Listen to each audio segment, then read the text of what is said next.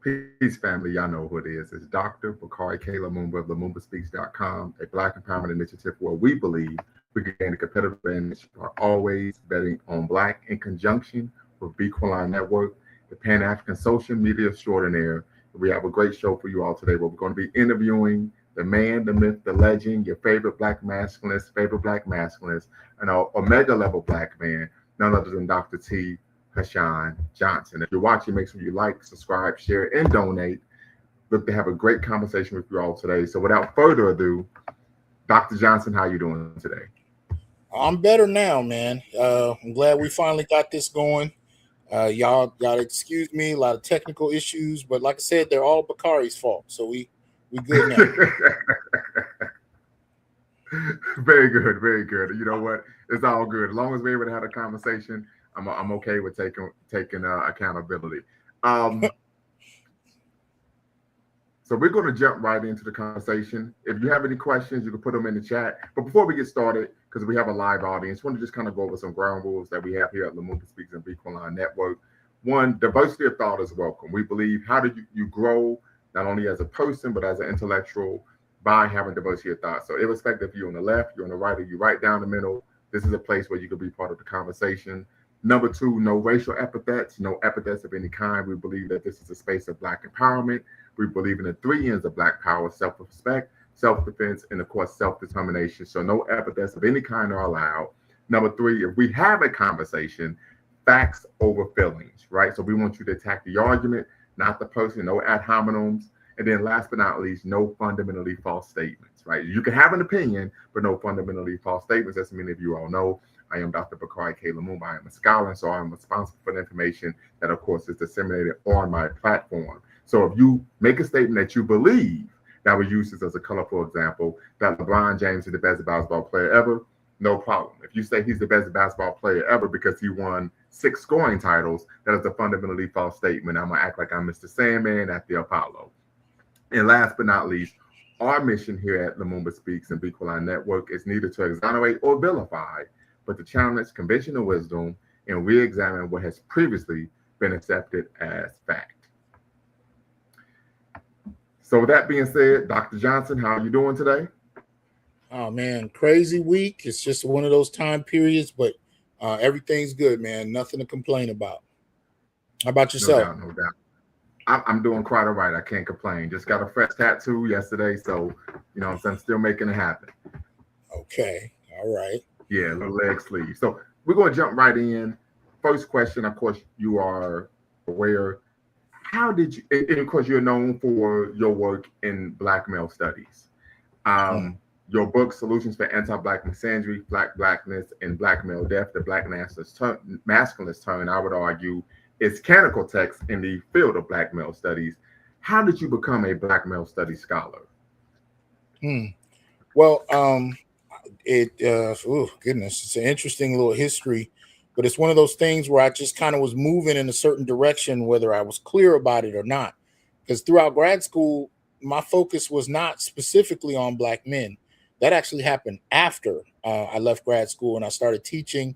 And it was about a year or so in, I realized that my research interests, which were kind of tied more to hip hop, really, it wasn't about hip hop. It really was more about Black men. And subconsciously, hip hop was the vehicle that I was using to study Black men. But I kind of shifted and focused more on it. The more experiences I had at Fresno State, some of the things I saw with young brothers that were going on, things that I wanted to deal with. I set up organizations. I created a class for Black males. And then, after a few years, I just I got tired of just focusing on the students in my classroom because the conversation would only go so far.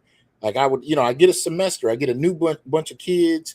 We get to a certain point and the conversation would be getting good and the semester would end. And then the next semester, I'd have to start all over again. And I didn't feel like I was really able to progress that way. So I created a blog. And it's a blog I still use to this day, newblackmasculinities.wordpress.com. That's where you can find the Black male political agenda and a whole bunch of other articles and things that I've written over the years. But I started that blog kind of like to plant my flag to say, okay, I'm here. I'm doing this work on Black men, and I'm not going to do it the way I've seen these other brothers do it who are mostly feminists. Because what we were taught was the only way you could advocate for Black men is to, advocate for Black women, which on the surface sounds great. But what we didn't know is advocating for Black women was synonymous with Black feminism. And so it ended up being this kind of contradictory idea where supporting these misandrous feminists was how you were supposed to advocate for Black men. And I decided to kind of dislodge that idea and really just dive into what Black males had to say. You could see it in my class. Like the first couple of years I taught the class, it was really about, what I learned about gender was always about being critical of Black men and pedestalizing Black women. So what I noticed the first couple of years is I had more and more and more Black female students and fewer and fewer and fewer Black male students. And then it hit me that the girls were taking my class so that they could use me to finger wag at the Black males about things they didn't like, from dating to, whatever it may be. And then the books we were using, and this is a trip, I'm kind of working on this now in my upcoming book, but I might make mention of it. Most of the books that I could find that were dealing with Black men were, again, written by Black men who were, supporting feminism, thinking that was the idea, which really comes out of a Black nationalist context, they advocate for the women and the men. That's community, right? There's nothing wrong with that, except typically there's a duality there, but we're really not seeing that typically when you talk about coming out of the academy. Well, because there was a bit of a sleight of hand, and I think feminists were integral to that, because feminists kind of shifted that and said, well, to advocate for Black women, you got to really be talking about feminism, and so most men were just like, okay, we kind of went with it, and it caused all kind of problems. But what I started to do is the books I know what I was saying was the books I noticed we were using were mostly written by feminists like Mark Anthony Neal, or Athena Mutwa. And even though I like Mutwa's work, she was willing to be critical of Black feminism to an extent. Neal never. I mean, Neal is one of those, Black feminists that just whatever Black feminists say, you roll with. And I noticed the books were even a problem. So I had to move away from the how I was traditionally taught and from the books. And what I started to do is foreground the Black males in the class. And I started giving them the floor and letting them speak from their experiences. And then what I noticed over the next couple of years after that is the number of Black males in the class went up, the number of Black females in the class went down, and we started to finally get to what Black men were interested in, in that way. So it was, just watching I could write a book just about what happened in the class, not even the material of the class, just what happened in regard to the class. So as I started doing that, I started using the blog. I ran into Tommy Curry, and Tommy Curry, I think was, he was doing his scholarship. This was before the Man Not by a few years. And we started to collaborate. There was a small collective, maybe 5 to 7 of us. And we were just constantly in dialogue. And, Tommy and I were both working on books at the same time. And we just kept rolling. And the next thing we knew, we were having conversations about Black male studies led by Tommy in that respect. And we just went from there. So it really was a lot of, it was nothing I could say I just created. I didn't wake up one day and say, oh, I'm a Black male scholar, let's go make this thing happen. It just kind of rolled, and each opportunity opened out of the last. And next thing I know, here we are. But yeah, that's kind of how it happened. Very good. What is Black male studies? For those who don't know, people may be familiar with your work, but may not have a working or textbook definition of what Black male studies is. Well, most of it, including Black feminist studies, comes out of Africana studies, which was initially Black studies, right? So Black studies was the initial platform. And just to let you know, there's a lot of them, and this from experience. There's a lot of different subfields that came out of Black male studies. Black studies. So hip hop studies, gang studies, Black women's studies, Black LGBT studies, Black queer studies. There's so many subfields that came out of it. It's ridiculous. But what we've started to see in Black studies over the last, I'd say, a couple decades, is the field has really been hijacked. I use the word colonized in a strange kind of way by these Black feminists, because many of them were subsidized by white leftists and white feminists in that respect. So Black studies at this point, especially if you go like to the National Council for Black Studies conference, there's some good people there, don't get me wrong, but you can see the ways Black feminism has kind of absorbed much of the conversation, and that also applies to the job positions, so on and so forth. Yes. If you go up for a job, that applies to the people sitting on the committee, and they're filtering it out to make sure that more and more Black feminists come on board. And so you kind of seeing this kind of colonization of the field taking place from this, this ideology, which initially comes out of really white feminism. But that's kind of what's happening. But Black male studies, going back to your question, is something we started a few years ago because even though it's not directly tied to the encroaching expansion of Black female studies, what we started to notice was that the conversation on Black males was superficial at best. So Black women were going deeper and deeper, depending on how you define deep, but they were talking about everything from Black women drumming to, mortality rates and birth and, all these issues in, history of Black women and slavery and all of that breadth is fine. But what we noticed is when it came to Black men, we were either talking about incarceration, drugs and drug use and drug sales, or violence. So, you know what I mean? Yeah, Black on Black IPV, violence. yeah. Yeah, there were only a couple of acceptable topics that you could cover on Black men. And I went to a conference probably about a decade ago now, and I remember a woman got up and she gave a presentation on Black males, and her argument was, as a framework of analysis, all you needed to study Black males was to use the movie. What's the John Singleton movie? His first big break. Boys in the Hood. She said that's all you need to study. So this is probably 2015, right? She gets up and gives a presentation and basically says, you don't need to use any model past early 1990s.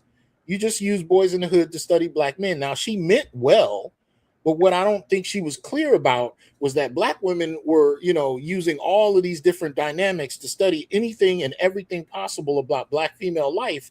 But the idea was there's nothing new to say about Black men. We're all figured out. As long as you talk about incarceration, drugs, and violence, Black men are figured out. And so I think that's where a lot of the impetus behind Black male studies came from. It was like, well, that's what other folks are telling us, even in the Black community.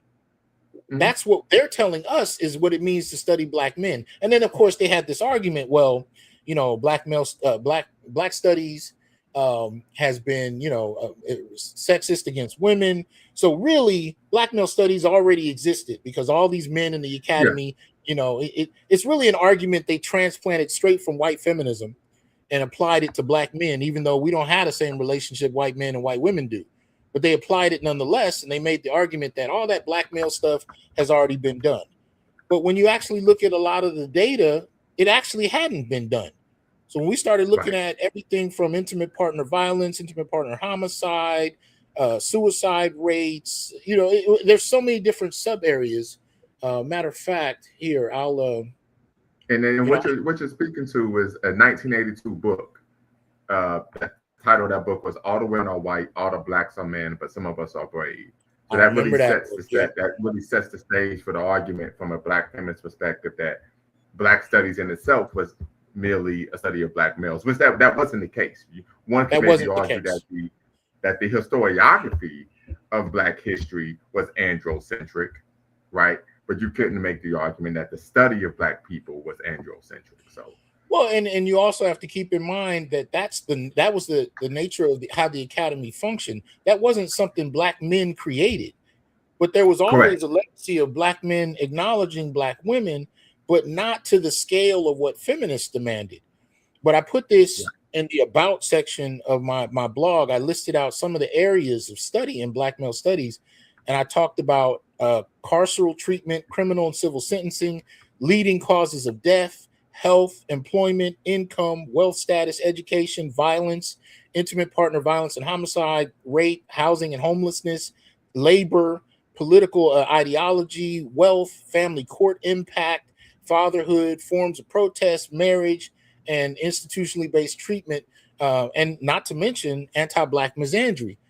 Now that even though that was something I wrote at the onset of what we were doing, before we had even had any serious number of publications yet in Black male studies, I was saying this is more the breadth of what it should be, and not just conversations about prison. You know what I mean? Right. So those are the conversations that we were having, and that's where Black male studies kind of came out of, this need to push beyond stereotypes and talk about Black men empirically. And that's one of the things Right. that we wanted to do, that we think, we thought that feminist, scholarship really kind of lacked at different stages, was this emphasis on what is empirically manageable, measurable, as opposed to just, saying Black men are great. So what we do in Black male studies, it's not about suggesting that Black men are always good or innocent, because that's not the nature of human beings. We look at what is measurable, what can we understand, and what can we find out are the reasons for whatever phenomenon we're identifying. And we think that that's far more productive to understand Black men, rather than either valorizing or contradicting stereotypes as the sole way to go. I mean, it's linear. And we decided to kind of go that way. And Tommy had a lot to do with the push for the empirical, So yeah, so that's where we started. So let me ask you this, because I've been in conversation, and I've shared this with you offline, with a number of Black feminists, particularly those in the academy. The argument they make is that Black male studies is nothing more than intellectual misogynoir. Mm-hmm. Why do Black feminists make this argument, in your opinion? I think fundamentally, what I've noticed in the academy is that if you're critical of women or feminists, either really, and not critical in the sense that you are, dehumanizing or dismissing the experiences, but critical in the sense that you're not, valorizing them, you're not pedestalizing them. That alone seems to be synonymous with misogyny. I mean, the reality is, the way I've seen misogyny thrown around, it really comes down to whatever you do that I haven't approved of. That's what I seem to notice it is. So if you point out, even something as surface level as, boys are being ignored. If we talk about, say, graduation rates from K through 12, and we look at the last 40 years of graduation, we're seeing that boys across race are falling behind. And there's been such an emphasis on improving the state of girls that I would argue that boys are suffering because they've been wholly dismissed with this idea that because of patriarchy, they don't need anything. But nobody problematized the definition of patriarchy or questioned who the hell patriarchy actually applied to. It was just something society pushed. So when you say, hey, we're ignoring the boys, the first response is often, well, that's misogynistic. So even the emphasis on boys and men is considered misogynistic, depending on who you're talking to. But I've routinely heard this from Black feminists, that emphasis alone. So like when Obama was pushing for the My Brother's Keeper program, not only did feminists call it misogynistic, they organized a national petition to either add girls or dismiss it. Yeah. Even though there was already a White House Council for Women and Girls, and nobody said anything about the fact that there was no White House Council for Men and Boys. Because if there was, then the fight would have been different. It would have been, okay, how do we get some of this, energy toward Black males? But there wasn't even a council for that. But women had that kind of council, and Black women took one look at it, took one look at the My Brother's Keeper program, and attacked the program for not including girls. But there was no question about the empirical reasons why they were emphasizing boys, because boys had fallen behind to such a degree. That was dismissed. And it was dismissed as misogynistic just on the surface. So, yeah, I think a lot of it is a competition for resources. A lot of it is a hostility about and a misunderstanding of any emphasis on boys and men somehow being an attack on women and girls. And those two need not be synonymous. Correct. What is anti-Black misandry? Anti-Black misandry is the hatred of Black males, and Black males can be addressed across age, across class, across geography, across occupation. It's simply a hatred of Black males, and that can manifest socially. It can manifest institutionally. There's so many different levels. And the funny thing about it is, when we started talking about misandry, first thing we heard from feminists was that, well, you guys are just trying to copy misogyny. There's really nothing there. But the interesting thing is, whenever I ran into Black scholars, Black male scholars, and I mentioned the concept.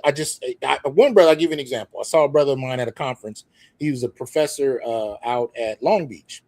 And I pulled him aside. I said, "Hey, man, I just want to say a word, a concept to you, and I'm not going to define it. I'm just going to give you the concept, and I want to know what your reaction is." He said, "All right." I said, "Anti-black misandry," and his face went, "Oh, shit!" Like he had a whole visceral response, and all it took was having the concept introduced. And he said, "Okay, well, that hits me in so many different ways. What would you say is a quick example of anti-black misandry?" I said, "Okay, lynching." And he dropped on the floor. He was like, "Holy," because when you think about lynching, the way it's discussed in a lot of Black studies programs, for example, is that lynching is something that happened to Black people. And there are women who have been lynched. There are Black women who've been lynched. Right. There are white men who've been lynched. So let's be clear. Lynching in and of itself was not solely something that happened to Black males, but in the majority, you know what I mean? In the majority, yes, it was targeted toward Black males. Targeted towards Black males, yes. And the targeting was because you were both Black and male. It didn't even matter if you were gay or not, because that couldn't be verified. They might not have even considered that. Sexuality was not a factor. It was simply a question of gender and race.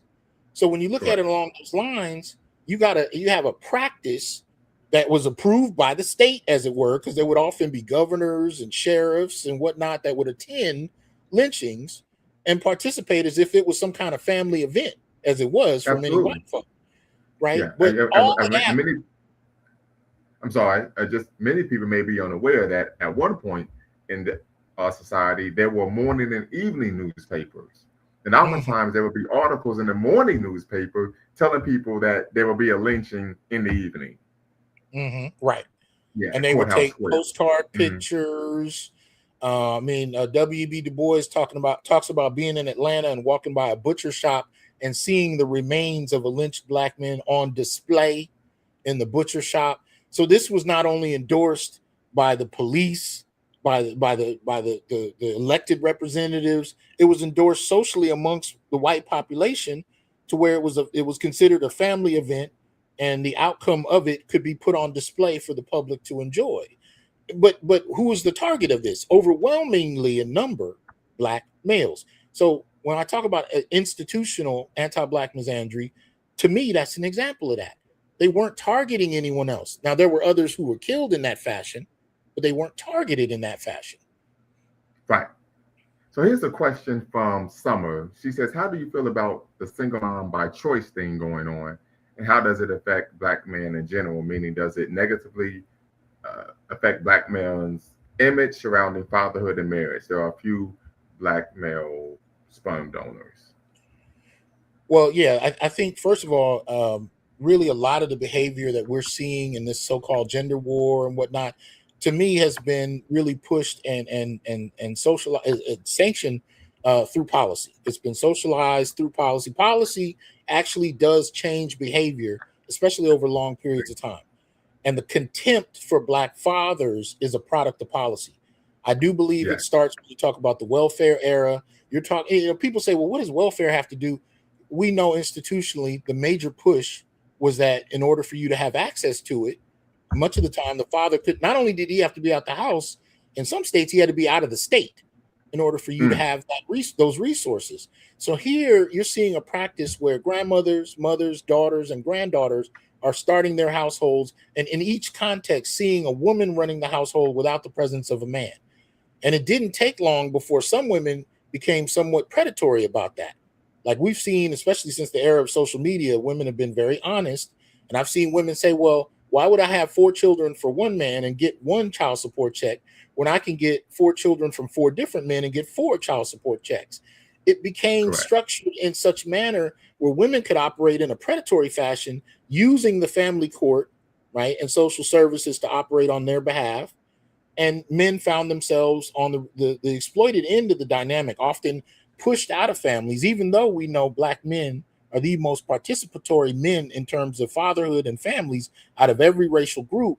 We still have seen women able to use institutions to push black men out, maintain decision-making status in the family. Yeah. They can even determine who's in the family and who isn't. Correct. There's a lot of Very, grown very true. children that have had to go find their fathers to get the story of why he wasn't there. And let's not even talk about how many fathers find themselves vilified and nobody even hearing what happened to them from their side of the story.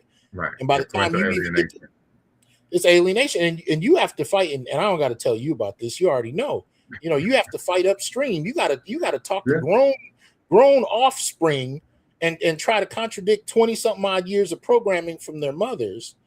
And I'm not saying that this is some demonic thing that women have created from scratch. It doesn't have to be that for it to be as impactful as it is. All it is it's a set of options that have been made available to them that was incentivized by material resources that they were able to benefit from at the expense of men.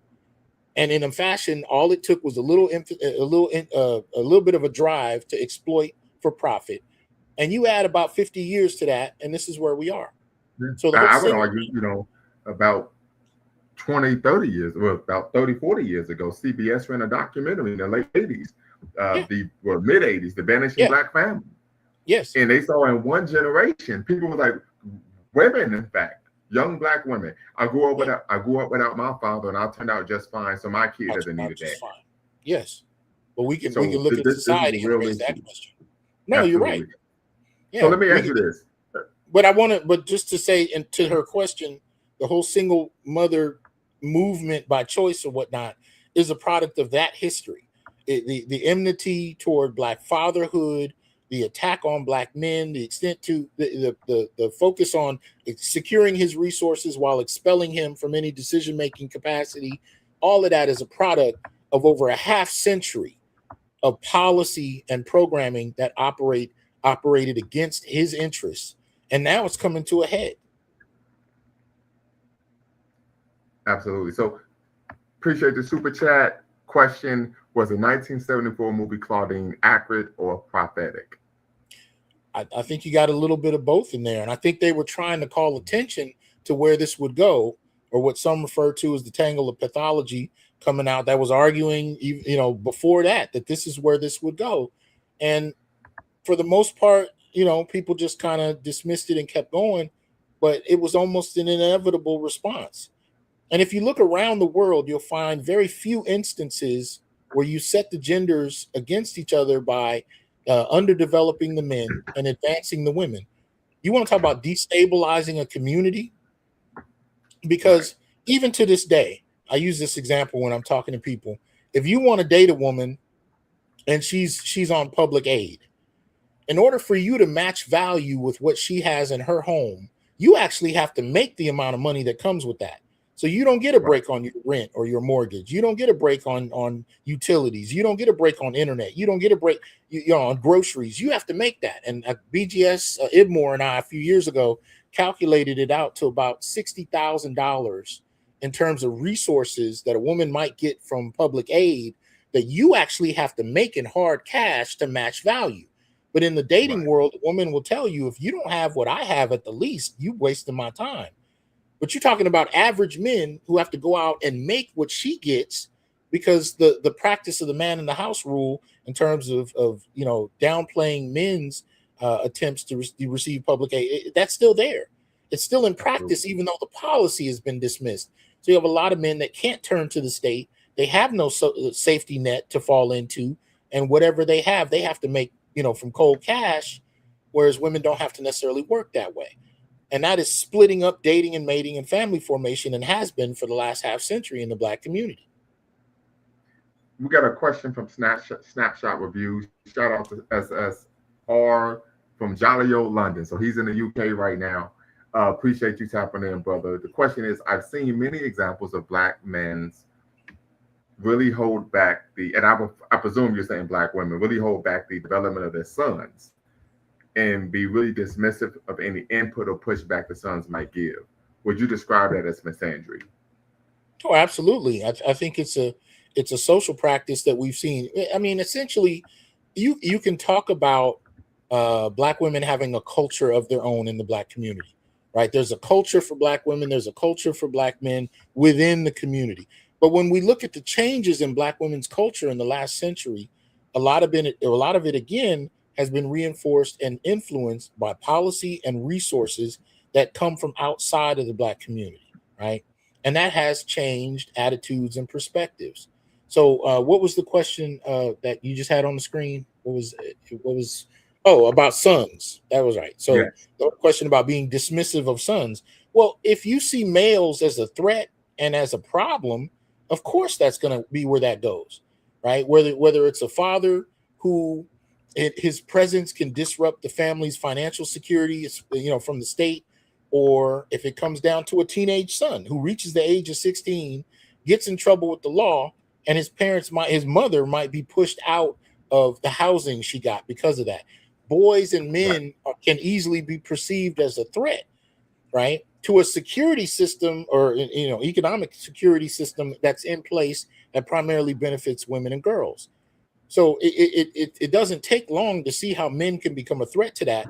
And of course, the whole idea of turning to men for security is heavily under question and has been historically for many in the Black community. So it's not surprising when you see a kind of enmity developing toward Black men who are perceived as not being able to support families the way white men can. And by the time Black women are working with white women, going back to, well, we could talk about it if we just go post-slavery, and you talk about Black women working domestic work, right, in white women's houses. Who does she compare you to when she comes home from this white man's house every day? She's looking at this white woman. She's looking at this white man.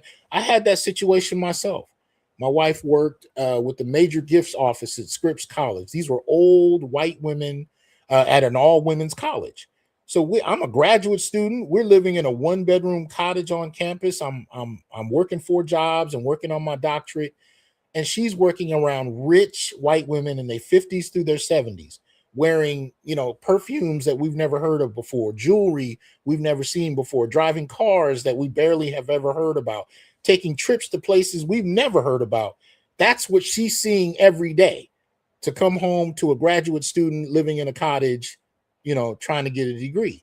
That has an effect over time.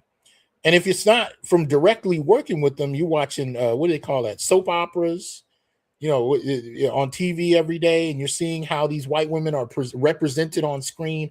And the fundamental idea, really going back to slavery, is the white man is providing a stable, almost fantastical, ideal life for white women. And these niggas over here just can't get it together enough to take care of you right. But the definition of right is established by looking at, these elite white families. And a lot of the time, there's a lot of, mental gymnastics going on, because there are far more poor white folk than there have ever been wealthy white folk. And you never hear that comparison being made. Black men are often compared to elite white men in the minds of too many Black women who are looking at the difference and suggesting that somehow the problem is Black men. And so you get a lot of that tension developing out of those dynamics from media and direct contact with white women. Those are the kind of comparisons that Black men have to grapple with. So in your book,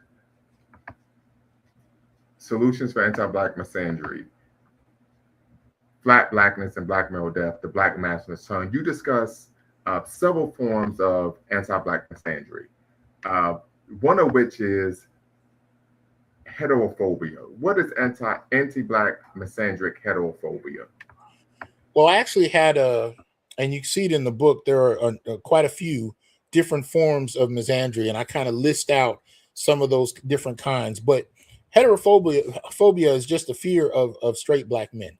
And again, and I can use the same example I used before, because the first time, whenever I say it, I always get someone that says, that doesn't make any sense. Why would anybody be afraid of straight men? And I'll tell you, well, again, let's go back to lynching. Even though I would say, they never really mentioned the difference between gay and straight. But if the fundamental idea behind lynching Black men was that they were accused of raping white women, then what kind of men are we talking about?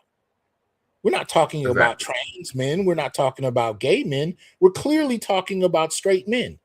Well, that is a fear and a hatred, right, for straight black men. The lynching of men, and we have to remember the overwhelming, rationale for lynching was the rape of white women. So that is a direct Correct. connection to heterosexual black men. And obviously, when you start talking about crime post 50s, 1960s, crime, criminality, and rape go together hand in hand as far as the public perception of why black men were dangerous. But again, that reinforces the idea that it's not just black men, it's straight black men that are the problem, and that should be feared, locked up, or killed to suit the public interest. So that's what that black heterophobia speaks to. It's very direct and very targeted, and it actually does have an impact on LGBT in an inverse kind of way. Because I talk about this too. And when you think about, you remember a few years ago when they were having the whole issue with bathrooms and which bathrooms different people should be able to use, and Correct. where should trans people go for the bathrooms. At what point did you hear people having a lot of conversation about trans men using male bathrooms? Did you hear any? None whatsoever. No. Nobody was afraid of where trans men were using bathrooms. They were afraid of where trans women were using bathrooms. Well, what was the fear there? The fear was that these biological men were going to sexually assault women in women's bathrooms. Well, Correct. Even though we're talking about trans, you're still talking about a form of heterophobia, because you're really identifying the heterosexuality of a biological male as a threat. I'm not saying it's right or wrong. We can get into the weeds on the debate of that. But the issue is the fear of straight black men and straight men, period, play into this on a variety of levels that a lot of people don't even think about. Because if it was just a matter of trans folk using bathrooms, we would have heard just as much energy about trans men, trying to use stalls in the black and male bathrooms. But we heard none of that. Right. So nobody was worried that trans men were going to molest little boys in bathrooms.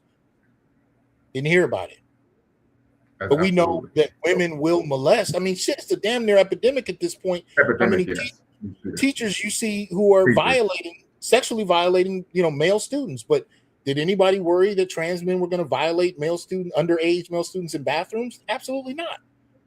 Right. So that speaks to some type of ideology at work, not just a fear of what actually happens every day. It's an ideology guiding this.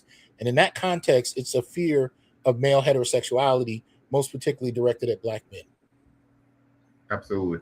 You also mentioned something I think is rather prevalent, particularly in the podcast and social media space today. And that is coarse and refined anti-black misandry. What is coarse and refined anti-black misandry? Because you talk about it comes off as objective, right? Because it's espoused by individuals who are credentialed, judges, lawyers, politicians, etc. But what we really find is they're espousing just a what? Well, I'm going to I'm bringing you into this. I'm bringing you into this because you're a scholar as well as an administrator. Every answer I can give, you've had the same kind of experiences. You've been on 100 different campuses. You know what this. You've been a student, a grad student, an administrator, and an academic. So let's talk about coarse and refined, misandry. So that being said, we know the course is brazen. The course is unrefined. It's unrefined. It's gritty. It's like when you go on to Twitter, or what was Twitter. Shout out International Quiet Storm. And remember when they were calling black men bullet bags? Well, yes, I am familiar with that. I was in graduate school. Yeah, that's an example of coarse, anti-black misandry. It's just it's coarse. It's not very well developed. It's just. And it really goes along with what we used to hear in the 70s and the 80s. Niggas ain't shit, right? That's coarse misandry. But let's talk about refined. Let's talk about the academics. Let's talk about the white collar, well-educated forms of misandry. And I want to ask you if you can pull an example from your experience on these campuses or in any other setting, because we've seen it in courtrooms. You know what I mean? We've seen it in professional settings. What would you give as an example of refined anti-black misandry from your own experience? I would argue my own experience is the pathologizing of black maleness. Mm-hmm. right? And so a good example would be, and I would give this example because I've talked about this with you before, Mm-hmm. when I was focusing on my PhD at the Ohio State University. We're in Okay. a class, and the class was about student activism and higher education. Okay. We're reading a book for the course, and I disagreed with something in the book that Right. stated that only women suffered emotional labor in the workplace. I said, Right. I disagree. I think anyone can experience emotional labor in the workplace based on the demographics of the workplace. If you're Right. an immigrant and working with American born, if you're queer working with heterosexual, if you're male working with predominantly female, you're going to experience emotional labor. Young Mm-hmm. lady who was around my age, she was actually ahead of me in the program. PhD student says, "You're just disagreeing because it's about women." I said, Wow. "No, I stated why I disagree with that the fact that it only pertained to women." I said, "This is just patently false." Mm. The professor jumps in and says, "Black women suffer violence at the hands of black men." This has nothing to do with the conversation in class. So I Right. responded back and said, "Well, no, domestic violence is bi-directional. In There fact, I you use the go. term intimate partner violence. And, I'm trying to be Mhm. all intellectual. So intimate partner violence is bi-directional nowadays. You can even check, crime statistics. Right. The professor's response then was, "You're trying to control the conversation with your masculinity." I Wow. said, "That Jedi mind trick won't work on me." I said, Mm-hmm. "You have stereotyped a demographic group that I'm part of as inherently violent and criminal in nature. Mm-hmm. And you don't expect me to take umbrage with that?" I said, "A reasonable person would take umbrage with you doing that about a demographic group that they're part of." Now, mind you, Yep. this is at an elite institution, a Yes. research one institution, at a Yes. top 5 program in the country. Mm-hmm. And this is being articulated by a tenured Yes. professor who is Yes. well read, well Yes. studied, has published book articles, published books. This is how prevalent it is. Yes. When I give you when another you're example. okay. At the same institution, my first month in the program, we have a meeting between the first and second year cohorts about issues regarding gender. I, of course, was oblivious to what was going on because, I at the time was engaged. So my job was to go to work, go to school, come home to my fiance and our small child. White girl, well, they said she was Latino, but she passed as white. States, well, one of the issues that I have, she said two things, is, "Bakari, you're very masculine, and it makes me feel uncomfortable." Mm. I said, "Okay, what you want me to do here?" One of the professors, I'm not going to say her name, white woman, feminist, says, "Well, Bakari, what I think you should do is when you walk into a room, you should change who you are to make Yeah. people comfortable with your Yeah. appearance, with your Yeah. presence." And I Yeah. said, "You know what, I said, Dr. X, I can't agree with that." And I'll tell you why. I said, one, I wouldn't advise my children to do that. I said, two, if I did that, I wouldn't have an identity. I would be a chameleon. Yeah. And I said, three, here's the biggest issue. What you're asking me to do is a violation of Clause 7 of the 14th Amendment, equal protection under the law. Mm-hmm. So this is something that takes place in academia. And this wasn't some run-of-the-mill for-profit institution. This is a elite research one, Right. institution that has a global brand. Yes. These are some of the best professors in the country in their field, and this is how I'm being treated and talked to. No, I look. I'll give you an example, and I know people in the listening audience is a lot of the brothers have probably had this experience as well. If you are what's considered physically imposing, see, I'm 6'2", over 300 pounds. Mm-hmm. You're incredibly physically fit. If you see Bakari, he looks like a bodybuilder, right? But in as much as other people might find that interesting, like big men, strong, whatever, you'll find people who are highly intimidated by that, right? Yeah. And so you're at work and you find people who are incredibly afraid. I've had repairmen who come to my classroom to fix the system, the projector or whatever.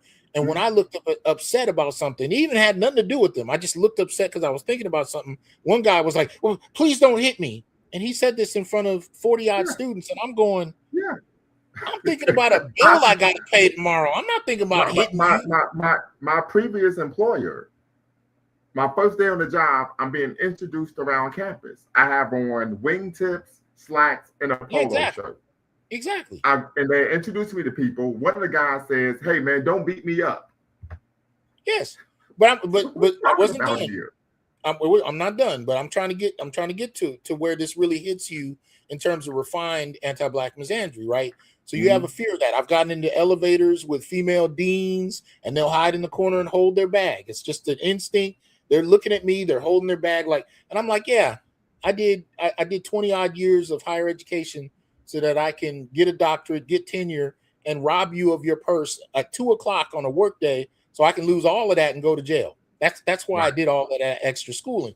But my point, really what I was going to bring up, is if you found yourself in a situation where people become afraid of you, and all of a sudden you start getting work reviews that lower, that give you low grades in terms of how your work is being done, and then all of a sudden you're invited to leave because you've had several months of bad reviews. These kinds of things are what I would call an example of a refined, anti-Black misandry, right? Where it's not, nobody calls you out of your name, nobody screams, but you can tell that in response to how intimidated others are, they use, the politics of the office to get rid of you. So you start getting these negative work reviews, you start getting written up over trivial things that others are doing, like, you're eating, you're drinking, and off your break. Little minor infractions all of a sudden start to stack up, and you find yourself the only one being, told to leave.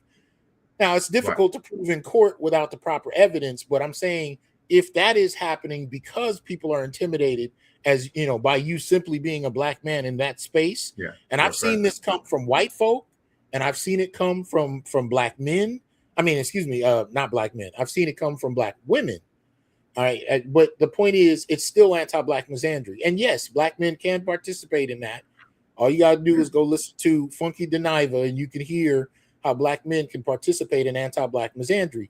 But no matter who it comes from, if it's targeted at you because you are Black and male, and they use something like strategic and abstract, like work reviews, to get rid of you over a period of time, that would be, to me, an example of a refined anti-Black misandry. It's very smooth. Nobody called you out your name. You know what I mean? It can just happen in that kind of fashion. That would be an example. But I've also seen. Oh, go ahead. Yeah, one last example, and I snapshot. I see your comment. During that meeting, young lady says to me, I feel uncomfortable because you speak with a lot of confidence. Yeah. And I said, so what you want me to do? Talk like I don't believe the words that are coming out of my mouth? Yeah. Right. So these are some of the things, right? And if I was a lesser man, I didn't have a high level of self-confidence and really assured of who I am and the way I present in the world, I probably could have failed for those type of tricks. Right. Yeah. And sought to demasculinize myself. Shout out to Cauliflower. I appreciate that statement. But what I would say is there was another example that I was just about to say a moment ago. Damn it. I've seen Black feminist scholars get up and give questionable statistics that reinforce stereotypes about Black men. Right. So, for example, if you take the concept of grape, the FBI definition of grape had not changed from the beginning of the 20th century till 2012. And it basically involved the penetration of a female body. So if that's the technical definition of grape, then what percentage of those are gonna highlight men who've experienced grape? Well, if the definition is the violation and penetration of a female body, you're not going to get any virtually. So I've seen Black women on television, academics, right, articulating arguments about how 99% of rapes in the Black community are committed by men. Now, this is a problematic idea because the very definition excludes Black men. when they Yeah. finally revised the definition post 2012, now you had all of these different cases that didn't have a formal classification now coming in, and they're starting to find that what men experience, and boys for that matter, was on par with girls. There was even a time.com article that said the rates are virtually synonymous with one another, but the whole area of what men experience was dismissed for over a century or near a century because it didn't fit the formal definition of how grape was used. So when you have a Black woman scholar who will get up and say something like 99% of rapes are committed by Black men in the Black community, not only does it reinforce stereotypes, it gives the impression of this coming from a qualified, well-studied, white-collared scholar. But this is an example of a refined anti-Black misandry, right? It appears true. It appears scholarly, and empirical. It's a professional who's giving this on a television show or a documentary, but a little bit of common sense would suggest that really makes no sense, But Absolutely. Again, that's a refined anti-Black misandry. Absolutely. Why did you develop the Black male agenda? The Black male political agenda came about in 2020 because we were having conversations, obviously, about politics. COVID was going on. The whole question about the next president, what was going on, all of those questions were there. There was a lot of intensity around it. And so we started to think about what kind of policies Black men need.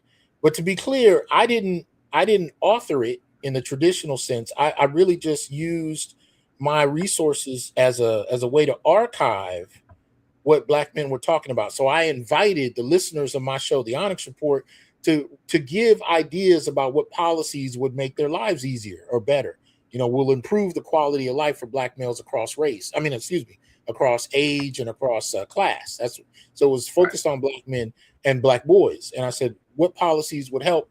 It's gotten up to 19 points, and many of the 19 points have a series of subpoints, but they were written by everyday Black men giving ideas based on their own direct experiences. And I just kind of archived it. I've left it as a living document that anybody can contribute to, as long as the idea can measurably be proved to improve the quality of life for Black men and boys. And that's really the only measure. And I just ask that people write out a few sentences on what the argument is and provide data, that I can refer to, and we look at it from there and add it. But that's where we are with that. And that's why it was created. The other reason was because I saw in every presidential bid every 4 years, they would eventually publicly ask Black males what their thoughts were on politics, the state of the Black community, whatever it may be. And what I noticed was Black males would talk about policies that may be in the best interest of the Black community. Black women, I should say Black men would respond with what's in the best interest of the Black community. Black women would respond with what's in the interest of Black women. So they would talk about very specific things that Black women need. And we saw this with Ice Cube and the cocktails and queens. Yeah. When the whole question came up, they were really concerned about how it benefited Black women. Well, I think Black women have socialized themselves in many ways along those lines ever since. So to this day, when questions are asked about the Black community, watch how many Black women will shift the conversation to only really talk about what benefits Black women and girls. And politically, that's the kind of thing I started to notice. And I started to kind of informally interview Black men and just ask questions. And I noticed very few had actually ever thought about what would benefit them as a demographic. We think in terms of community. We don't think in terms of ourselves. And I'm not suggesting we stop thinking about children and wives and all of that. But I do think it's become unhealthy to a certain degree when we cannot talk intelligently about what we need from policy. I mean, if we're paying taxes into it, if our efforts and labor are going into it, then you should see a return that speaks to your particular interests. And I notice most Black men can't do that. Now, as we've started to develop and use the Black male political agenda, I've started to notice some other things. I get a lot of Black men who realize that they had never thought about their own political interests, and they find it illuminating. And then I get a lot of feminists that will say, well, the Black community doesn't need this because whatever's beneficial for Black folk is just what's beneficial for everybody. And, so they'll say, well, this isn't even necessary. We all agree in the Black community on what we need. And I'll tell the men, if that's true, sit down and have a conversation with the women in your family and go through the black male political agenda and see how far you get.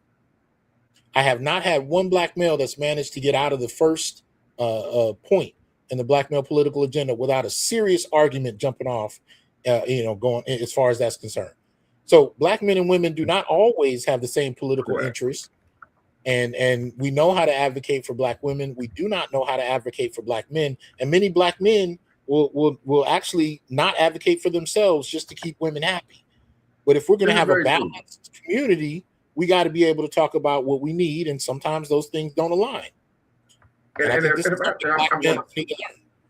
And I'm going to interject, and you even see this in dating dynamics. Everyone has seen the show Pop the Balloon. And you can see how the sisters, if they don't like the brother, they have no problem reading them the riot act. But if a brother doesn't like a sister or doesn't have an interest, he struggles to be able to communicate to her what he doesn't like.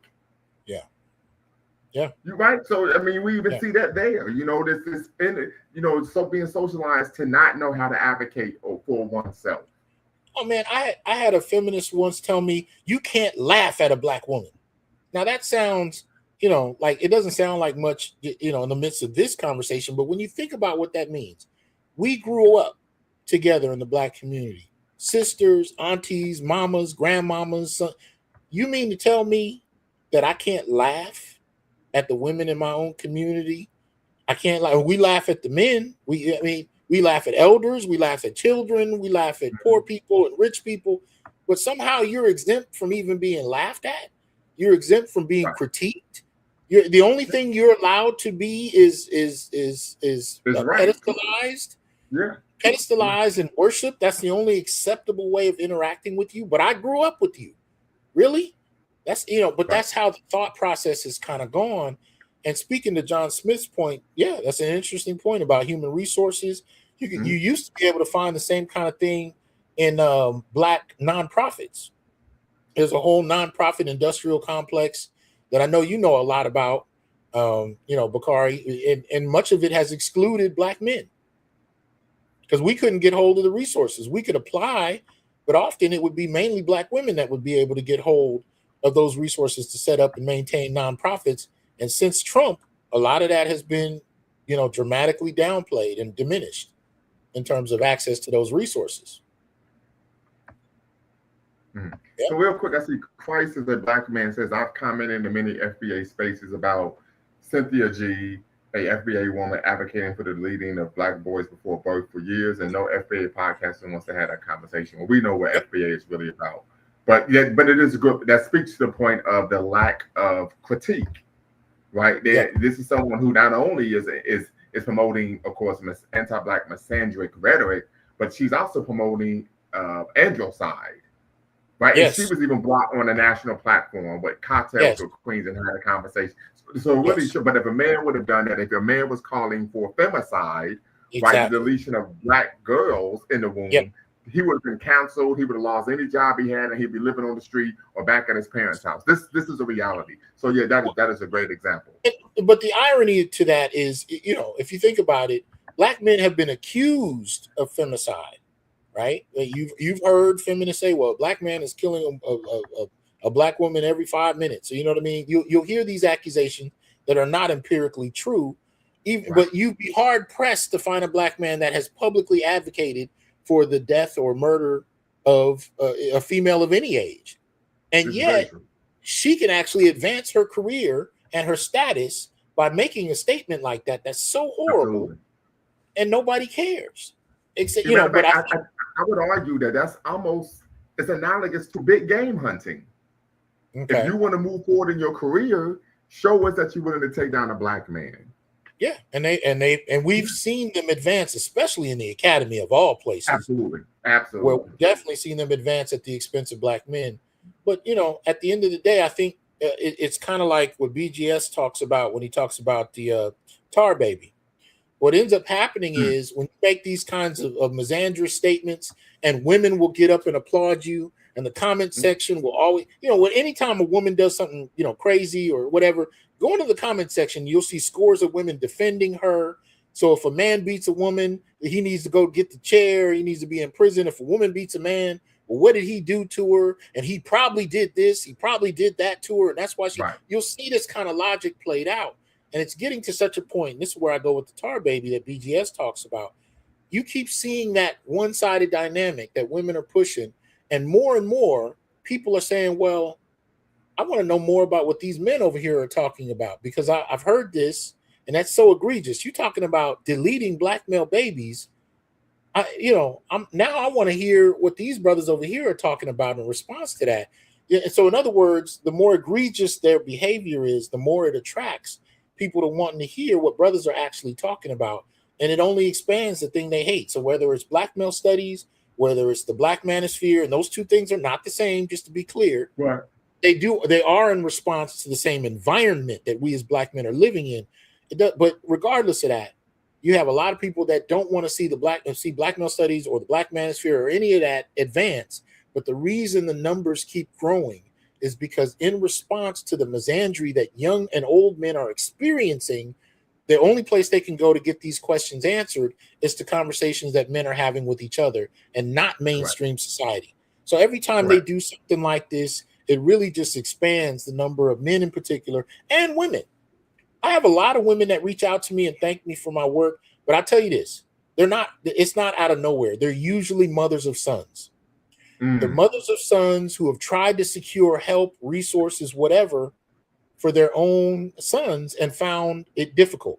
In other words, they found, like, when they had a girl and a boy, anything from summer programs to organizations, anything for their children, they found things for girls far easily than they were able to find things for boys, right? And so those are the women that kind of come and ask me questions and listen to my shows, and it usually takes that. Other times it'll be women who've been raised by a strong man, you know what I mean? But it's usually those kind of women that are willing to listen to what men are talking about. But all I'm saying is all of this negativity about men is only going to expand, the spaces that we're having these conversations. What is flat blackness? I talk about flat blackness as an addendum to what Antonio Moore and Yvette Carnell of ADOS talked about. Actually, I heard it from Yvette, so I should name her first. I heard it from Yvette first. But anyway, they talk about flat blackness in the ADOS context, right? Where there are instances where the lineage of different groups of black folk are just flattened, and we talk about blackness as one central thing, and that can be problematic in certain contexts. But I talk about it as a part two. You know, if you look up a definition in the dictionary, it'll have multiple definitions, 1, 2, 3, and 4. Right. Well, I add on to that by suggesting that there is a form of flat blackness where men's experiences can be flattened into black folk when convenient, right? So I think I talked about earlier, what was I saying about, what I said, it'll come back later. But okay, when I first remember hearing about BLM, BLM would talk about the death rates in regard to police homicide of black people, right? But they wouldn't qualify for what percentage of those deaths were male and female. So they would talk about the rates of police homicide, and then they would talk about the mothers who are frustrated about the loss of their children's lives. And then, and so you'd see this very interesting kind of conversation that's very manicured and very specific to maintaining some sense of balance, right? So the use of black people dying at the hands of cops is an example of that. That's flat blackness in the gendered context that I talk about. When in actuality, we know those are overwhelmingly black males, but we don't do the opposite. So if we're going to have a conversation about, say, breast cancer, we're not going to, nobody's going to say, this applies to black men and women, even though it does. Black men do get breast cancer, right? But when the concept of breast cancer and of course all of the negativity that goes on with that, when that comes up, I've yet to see a feminist qualify that discussion for both genders and talk about black people's experiences with breast cancer. They talk about it as an exclusively black female experience. So it's kind of a one-sided dynamic. When the numbers for black men's deaths or unemployment or whatever it may be benefit the conversation, it's used as Black. But when it's specific to women to advance women's interests, they get specific about Black women. Rarely do you hear them get specific about anything relating to Black males. So that's how I use the concept of flat Blackness. What is the Black Gynocracy? How does it differ from a Black matriarchy? Well, when I first started to look into it, one of the things I noticed is that, a matriarchy, just very simply put, is fixated on the role of the mother, right? The mother being the central component of the family, the decision maker. And usually when you get into a larger political context, she's at the core of that. A gynocracy is different in the sense that it privileges females more so than just the mother as the central component of analysis. So that's the starting point for the gynocracy. But I do want to be clear, the two are not the same. The gynocracy is not a naturally forming institution, right? Social institution. It's not, especially when you talk about the Black Gynocracy in Jamaica and in America, and most particularly in North America, right, where you have the longest run of it. It is subsidized by the state. It's in that respect, it's primarily women that have been able to walk away with the benefits of it. And I think in many ways it was designed to disrupt the Black community, because even though we can have conversations about the gynocracy going back to slavery, I observe right around the civil rights movement is where you see one of the largest expansions of attention and resources going to the gynocracy, particularly where white feminists seduce Black feminists to leave the civil rights movement and place their emphasis on their gender and on the politics of being a woman. When you see that transaction take place, we see one of the largest expansions of the gynocracy. We're talking about is an institution that cannot exist without white subsidization, and is rooted on a very superficial idea of advancing women at the expense of men. But just like an NGO in a poor country, the benefits may not be extreme, but if you're dealing with relatively poor people, no inheritance, for example, even the smallest of resources can have a dramatic effect on social dynamics in a given community. You know Absolutely. what I mean? And that's something that NGOs do in developing nations. They go in, provide support and care for women and children, and the man is considered obsolete. Yes. And it could be a bag of groceries. You know what I mean? It doesn't have to be a multi-billion dollar. And over time, she's going to start looking at you like, we don't need you.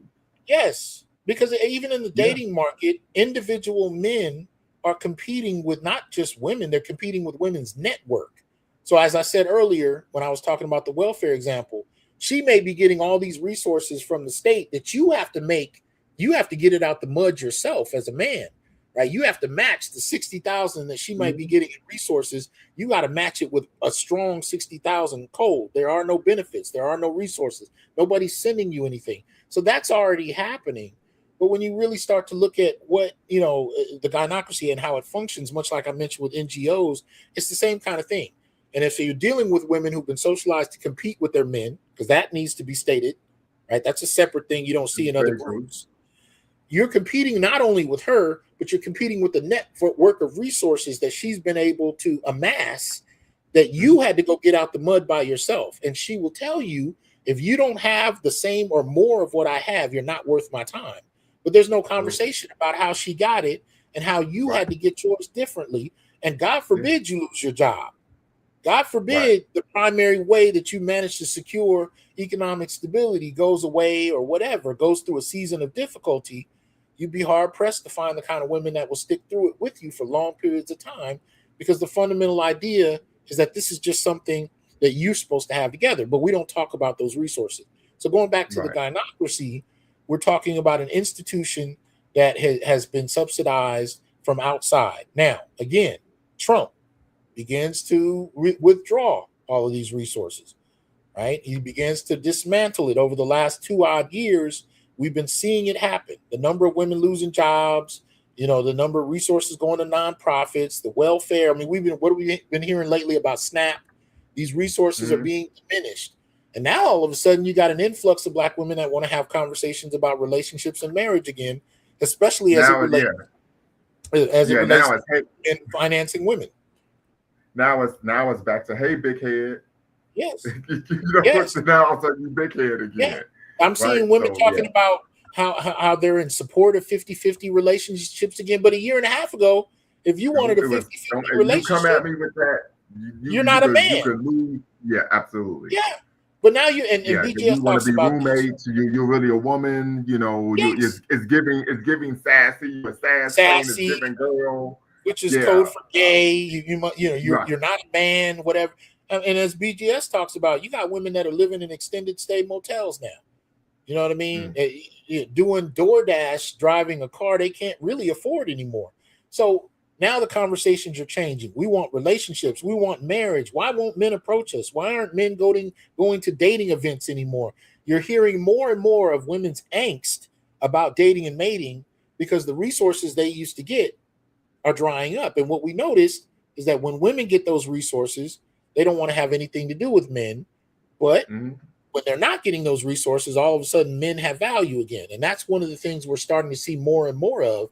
And I'll tell you this, if we get a Democratic president, or I should say if we don't get one and this continues, that kind of thing is only going to intensify. If we get one that isn't able to restore the resources that Black women have grown accustomed to, and it's highly unlikely because the money isn't there anymore, it's still going to grow in that context. So it really doesn't matter which president, which party gets into office. If they're not going to be able to get the resources they were accustomed to, the resources they saw their grandmothers and mothers have, we're gonna see a greater and greater push for relationships. The only problem with that, because that doesn't sound bad on the surface, right? But the problem with Right. that is men are starting to discover that it's not rooted in any kind of desire to connect. It's not rooted in a desire to love. It's rooted in a need for resources.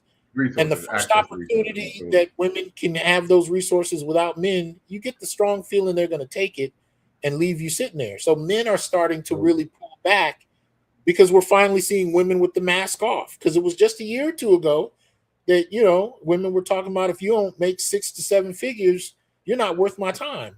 But she makes $30,000 and goes to a community college with 3 kids. But I got to make 300,000 to be worthy of dating you. So social media has kind of revealed, the uglier side of women, and all human beings have a beautiful and ugly side. We can talk about it like that. But we're seeing the negative side, of women in a way that we've never seen before.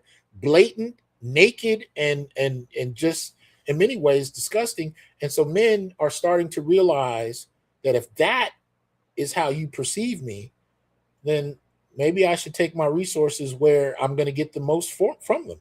I'm going to take them where I am honored to the greatest degree, where I'm valued to the greatest degree, and not objectified as a piece of paper, right? So we can talk about objectification, whether we're talking about sexual objectification or financial objectification. There are all kinds of conversations that we as a community and a country don't have about men's experiences with justification. And I remember getting in a debate with a feminist about this some years ago, where she said men don't know anything about objectification. We were talking about sex. And she said, men don't know anything about sexual objectification. I was like, you ever heard of the slave auction block? Black men have been experiencing sexual objectification for centuries. This is not new, and we still do, right? The expectation that Black men have over 9 to 12 inches, right? That's a form of sexual objectification. Yes, it is. But moving into financial objectification, nobody is getting in relationships with women in any large numbers expecting them to provide and protect. That is an expectation of men across the board. And in the Black community, it's a set expectation. So I call it selective traditionalism, right? Women want Absolutely. traditional resources from men, but will not reciprocate with traditional resources that the women in the past used to. So she's not going to Absolutely. take care of you domestically. She's not going to take care of the house. She's not going to cook. She's not going to clean. But you still have to have a 1950s framework in terms of paying her bills and protecting her if there's any physical threat or otherwise. And don't get me started on providing emotional labor, which is another form of protection. But all the Right. traditional ideas of what you're supposed to do are there, whereas she has really, women have no formal resources that they're required to give men in relationships. And if you don't believe me, go through a divorce and try to point out in court all the things that you wanted a woman to do and you expected her to do. You discussed it, you agreed upon it, you got married. Now see if you can hold her accountable in a court of law for all the things you talked about. So what judge is going to force her to have regular sex with you? What judge is going to force her to be nice to you, to be affectionate with you, to take care of the chores that she's agreed to take care of? Well, none of that is something you're going to be able to enforce with any institution. But the things she wants from you, you better believe will be enforced in court. So that kind of one-sided dynamic continues to problematize all of this. You know what I mean? Absolutely. And so, Mr. Sandman, shout out to the 215, the Illidale's in the building. He says, are Black women smarter than Black men, and that's why it's so easy to exploit us, or are they getting help exploiting us? I know tomorrow, I know Boots Ennis going to hold it down. He's the Broad Street Bully when he fights Xander Zayas for the, of course, unified junior middleweight championship of the world. So can you answer this question, Dr. Johnson? Are Black women smarter, or are they getting help exploiting Black men? It's never been about intelligence. It's always been about support that has been uniquely extended to women that men don't get. But I will say I have heard in my lifetime grown women, mothers of children, who will talk about girls being naturally smarter than boys, boys being less capable. They bought into this idea, which really comes from an old racist idea that extends from the savagery notion when it comes to Black men and men of African descent. The idea is we're less intelligent, right? Going back to the continent of Africa, where we have less capacity for high levels of intelligence. You've actually seen Black feminists absorb that racist conversation and apply it within the community and make arguments for why Black women are smarter than Black men.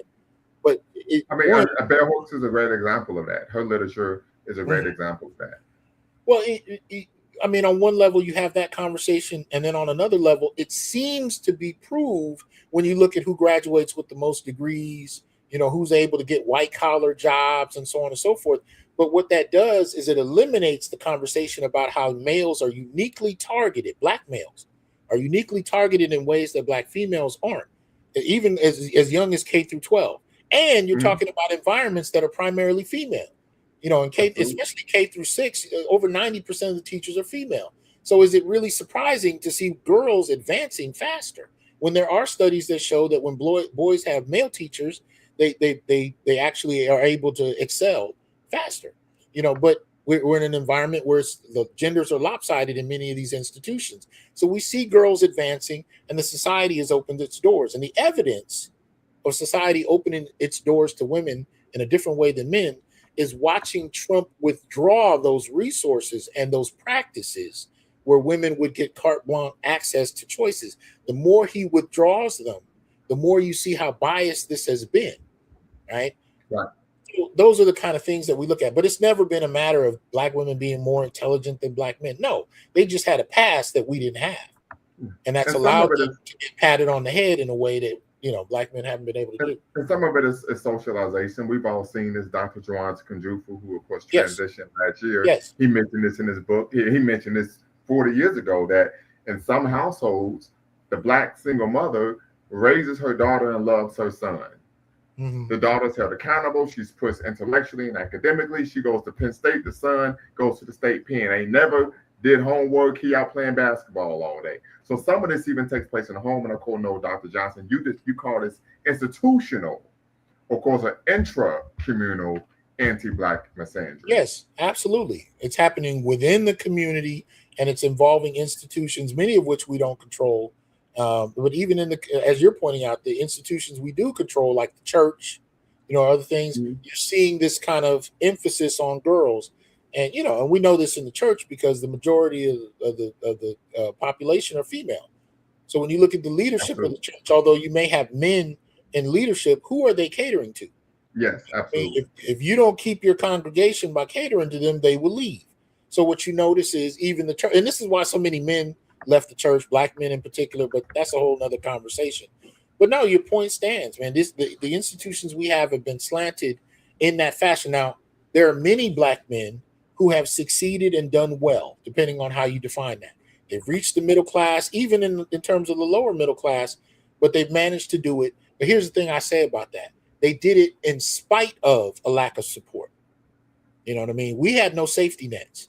I Right. bet you I could go through right now and ask you about every achievement you've ever had since elementary school, and I wouldn't be surprised at how many of those achievements you had to do on your own with no kind of stated support, no organization that said we're going to advance Black boys and men, and we're gonna help Bakari get into school. We're going to provide him a check so he can take care of his kids. We're going to do all these things so that he can focus on the future and not be stressed to the gills about what's going on. I've spoken to you and I've listened to you explain to me the sacrifices you've had to make to take care of self, to take care of family with no support. No support. No office calling you saying come work over here. None of that. You had to do it. You had, what did we say? You had to get it out the mud by yourself. Had to get it out the mud. Now, in fact, I can recall when I initially began my academic journey. I started off at a community college. There were scholarships set up for single mothers. There you go. There you go. There weren't any scholarships set up for fathers. Now, I'm not going to put Bakari's business out there, but I will say this. This brother has called me from work and told me about the kind of work he was doing to make sure there was food on the table. And when I tell you he had no support, I can identify because I've had those experiences. Many of the brothers in the comment section can tell you stories for days about how if they didn't get off their asses and make it happen, nobody was calling them to kick down their door and provide them anything. You weren't getting a check because you had a child once a month. You weren't getting a check because you needed a check. Nobody was giving you food stamps or food just because you were hungry. Black men have had to live with their feet on the ground. What we're noticing in the last couple of years, again, going back to Trump, is a lot of women's feet are starting to touch the ground for the first time in a very long time in terms of living the way Black men live. They're experiencing Black male life for the first time, and they are not liking it at all. But this is how Black men have had to live since the beginning. And it's what we've had, what we continue to do. No, I mean, for the most part, Black men do not expect help. They don't expect a safety net. And every Black man I've run across can tell you the 6 degrees of separation between his current situation and sleeping under a goddamn bridge. Very true. Yeah, I mean, it is the reality of what it is. Well, this brings me to my next question. When we talk about the Black Gynocracy, what role do Black boys and men have in a Black Gynocracy? Servant. You serve. That's your focus. And there's so many different levels to service. I mean, especially in the 80s when I was coming up, if you listen to the R&B music, the service was sexual and it was emotional attention. When it became about finances and you needed to earn 6 figures to earn her attention, the service became about finances and making sure that even if she made 6 figures or more, you still paid all her bills, right? And what's the phrase? And I've heard women say this to me directly. Your money is our money. My money is my money, right? What that is service. Or it could be in the form of being a protector, what I call an unpaid bodyguard, right? You are expected to physically protect her, and not just your woman. It's reached a point where women in general expect men in general to protect them, and they use arguments. Well, it's larger. It's on a larger scale, right? Where women in mass kind of consider men in mass, needing to protect them, and somehow this idea is associated with traditionalism. But what I explain in the traditional idea, a man protects his wife or his mother, people who are directly tied. What feminists have tried to do is get men in the aggregate to protect women in the aggregate, right? So you might have to sacrifice your life to protect a stranger, a woman who's going through something, and your family suffers after your passing. But the idea is because you're a man and you're strong, so on and so forth, you're supposed to do it. So I remember going to a conference in Florida over about a decade ago, and I remember I was getting on a bus from the hotel, and there was a woman that I'd seen in the hotel. So we'd seen each other. I didn't know her. I never talked to her, but we at least knew we were in the same hotel. Well, we get on the bus, and a homeless man gets on the bus, and he's drunk. He's erratic. He goes over there and sits next to her. He's talking to her all in his face. Who do you think she looked at to physically protect her? Yeah, you. She didn't even know me, but She looked directly at me. Now, this is something that really only happens one way. I don't know the last time I was physically under threat where I looked to a woman to come ask her to provide me physical protection. The point is, it's become a social expectation of men in general, when in the past it was often tied to the people we were connected to. Now, I'm not saying men wouldn't help women, but but you really didn't have a mass assumption that a man would sacrifice his life for any random woman simply because. And I think it's reached that point where women have begun to really assume that. And you notice the frustration because as more men talk about withdrawing from providing that protection, the frustration of many women is really started to increase, right? So that being said, I'm seeing men having conversations about if you see an act of intimate partner violence going on between a man and a woman, call the police and keep walking. That's what men are talking about because they're seeing men who are dying in these altercations trying to protect women, and both the man and the woman who are arguing turn against him who's coming in to protect her. Absolutely. Right? This is very so true. In that, I had a similar situation once. This is why I was, focusing on my PhD. I was working at a COVID quarantine site, and this Black woman starts telling me, one, she was engaged to a white guy. But she tells me the story about how a Black man raped her, she was in law school. She tells me the story. It wasn't great, but it was a simple situation in which they were talking, and he convinced her to have sex with her, and it was trash, according to her. okay. So I'm like, well, what do you want me to do? And she said, well, like you could like at least go hit him or something. And I said, well, let's really talk about this. I just say I go hit him. Let's just say he doesn't want to get hit, and it's a physical altercation, and he falls and hits his head on the cement, and it's manslaughter. I said, are you gonna post my bond? You gonna pay for me to have a lawyer? If I don't get out of jail, I said, are you gonna come and see me on visiting day and show me your titties? I said, these are real questions, right? And I said, here's the thing I'm really missing. Why don't you have your white, if you really feel this way, why don't you have your white male fiance handle this? Why are you coming to me, this random Black guy that you work with? Because I'm disposable. Right. And that's absolutely what it is. It's absolutely what it is. When you asked about what the role in a gynocracy is for Black men, you are exposable. I mean, disposable. Your lives are disposable when in service in regard to protection. Your lives are disposable in terms of even partnership. So in other words, if a woman, for example, wants to have a child, she can get with an everyday dude, and I've seen this happen 1,000 times. She'll get with a man, have a few kids, right, and divorce him quick. Even if he doesn't have money. I've seen men who are hobosexuals, which is just somebody that sleeps on couches and goes from one woman's place to the next. Place to place. They get into a relationship so they can have a place to live. Absolutely. So they have a place to live, and they'll go from their mother's place to a girlfriend, back to their mother's, to whatever. There are men that are living that quality of life. I've seen 6-figure earning women with degrees, white collar jobs, nice cars, nice homes, get with brothers in that condition, have a couple kids, get rid of him, whether they married or not. But really, the core function of it was that she wanted a child. And that's what it came down to. So I've seen men become not only disposable, but become, objectified as a sperm resource and dismissed. See, we don't have these conversations about the various ways that men experience objectification.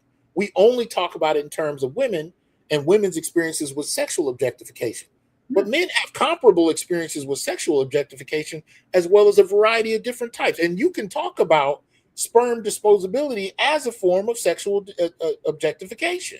Absolutely. You're used for your sperm and left. That's it. Yeah. I mean, I just got through watching, or on my Patreon, we just got through discussing the film She Hate Me. I don't know if you've seen that with Anthony Mackie.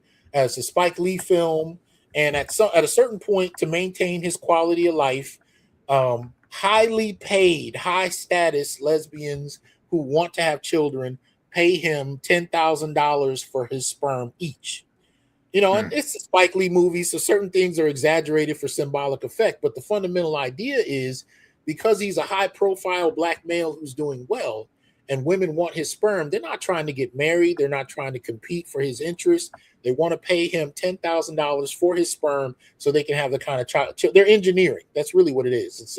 they're engineering their children using his body. But my point is, this happens every day. And there's no conversation about these different types of experiences with objectification. So men experience it and don't even know that they're being objectified until you explain it to them, you know. But we've all grown up listening to countless stories about women, you know, complaining about objectification. And I'm not saying that those stories are invalid, but when those are the only stories put forth and men's experiences with it are ignored, it's a problem. And for women, it's only the women who have sons that I found that will come to me and say, you know what, I never thought about that. But not because the topic is interesting, because they have sons who are going through it and never had the vocabulary to understand it. And now they're offended by it. They're offended by it because it impacts their nest, you know, one of their family members. But prior to having a son, would that have come up? For very few, maybe. You know, but when it directly affects your family, you start to pay attention to these things. And mothers are noticing their sons are being exploited for resources, money, status, sperm, you know, protection, sex, you know, all of that. And men are starting to slowly come to understand the nature of this objectification, and they're starting to push back against it, which is causing a lot of friction in the dating and mating world. Absolutely. So let me ask you this: you've discussed, as has Dr. Javon Clay Gilmore, Dr. Thomas J. Curry, feminism and Black feminism, intellectually disingenuous approach to Black men. Typically, they pathologize Black men. They do not provide empirical research, right? Could you highlight some of those pathological views that feminists and Black feminists have typically of Black men? Oh man, I mean, we've been doing that a lot of the time in this discussion, but we could talk about the assumptions that Black men are nothing more than violent rapists. We can talk about the way Black men are treated as if they are the primary threat. I mean, we've heard arguments made recently that Black men are a cancer to the Black community, coming from Funky Deniva. We've heard the same things coming about a few years ago in terms of Black men being the white men of the community. We've heard these kinds of dismissive, anti-human, really. I mean, it's dehumanizing the way Black men are often talked about in the Black community. And we've heard these for years. I mean, we grew up, you and I, as Gen Xers, we grew up during this time period where that really became popular almost on a global scale. You know, by the time you start seeing movies coming out, Steven Spielberg directed movies like The Color Purple and a series of others. You know, these were movies where Black women were capitalizing off of the misandry of Black men while spreading the message to the world that we're monsters. You know, and that became not only a way to advance, Black women as a collective, but it was a way for them to advance themselves in their careers. Oprah's still around. She's still doing her thing. That's not an accident, you know. But there was a collective of women that built their careers off of, denigrating Black men, and it became a common practice, so common that we don't even discuss it as something that's happening, right? So there's a lot of different ways we could approach that subject. But yeah, it's definitely still occurring. Talk to us about Black Leashing.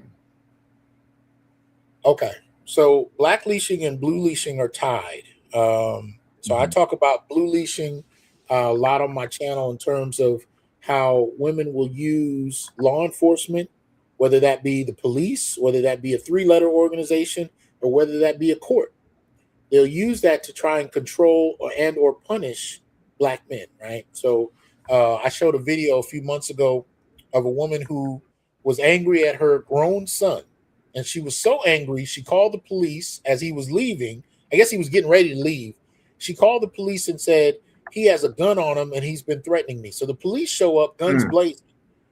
And we know very well that could have been the end of his life right there. I mean, I do consider, women falsifying charges that may get a Black male killed as a form of attempted murder. I personally do perceive it that way. But she told the police he had a weapon, he was a threat, he was crazy, he was this and that. Turned out he didn't have a weapon on him at all. The police had him on the ground, they patted him down, and eventually, and this was all done on video, so I showed it in one of my shows, when they interviewed him, he said, no, she was just mad at me. She was mad because I didn't do something she wanted to do. So she called the police and fabricated a story, to have you all come over here, throw me in cuffs, possibly lock me up or kill me because of this, this statement that I had a gun that I've never had. Well, I consider that a form of blue leashing. Or if she's mad at you and calls the police and says you beat her. I mean, there's a colleague of mine who reached out to me a few years ago and told me a story about a friend of his who was out of prison for about a decade, doing well, had a business that he built up from scratch. He actually was making six figures. So you're talking about an ex-con that can't get a job, but built his own company from scratch and is doing really well. But one night he came home late and his wife got upset with him. So she called the police, accused him of having beat her and violated her. And as an ex-con, you can imagine how that was treated, right? Because it's not, he had already been to prison. So he ends up getting arrested behind a false accusation simply because she was mad, right? That's blue leashing, using the law enforcement, three-letter organizations or courts to impose, control, exploit, or even delete Black men, right? Black leashing is a little different. Black leashing, instead of using law enforcement, you tend to use a criminal element. So, Right. if she's calling a gang member, if she's calling an ex-con that really doesn't mind getting his hands dirty and is not scared to go back to jail, you know what I mean? It's Right. bringing in people who are in the life, as it were. Yeah, To a great example of that would be have. the scene in Daddy's Little Girls. Oh, Right? yeah. Where the brother, he's driving, they're like, oh, he's there at the courthouse waiting on Gabrielle Union to come out from court. And she's like, oh yeah, if you break my nail, this brother, he's going to crush you. That would be an example, of course, Black leashing. Absolutely. Or if you got a family member who's the family thug, he's been in and out of prison, he doesn't mind going to jail. And I've seen this as well, where even an altercation at a fast food joint where somebody says something you didn't like, and you call that cousin in and have him bring his gun to the establishment, ready to exact vengeance over somebody that upset her. I've seen that happen. Soul Food. We see that in the movie Soul Food. There you go. Vanessa Williams. She calls some cousins and said, listen, she thought that the brother beat up Nia Long. Yes. Right? Yes. And and people can get hurt or killed behind that. But that's what I call Black leashing. So one manipulates and controls Black men using the law enforcement. The other manipulates and controls Black men by using a criminal element. Both of them are designed. And I can say this: I've experienced blue leashing where I broke up with a woman and she threatened to call the police on me. She said, "Oh, what are you going to?" But I'll call 911, and I said, "That's why I don't want to be with you because you throw a temper tantrum when you don't get your way and you try to cause me substantial harm." So this is a real thing. It's absolutely a real thing. Yeah, or trying to create a physical altercation with you in a public space. Yes. Yeah, these are things that happen as well. Yeah, absolutely, and it's not to say. I mean, this has been happening for decades, for years, for generations, really. But as a matter of fact, I even have some shorts. I think I have one short where you can see it happening in it's in black and white because it's like in the 50s or something. But you can see a woman threatening a man by saying she's going to call the police if he doesn't start to act the way she wants him to. This has been going on for the longest.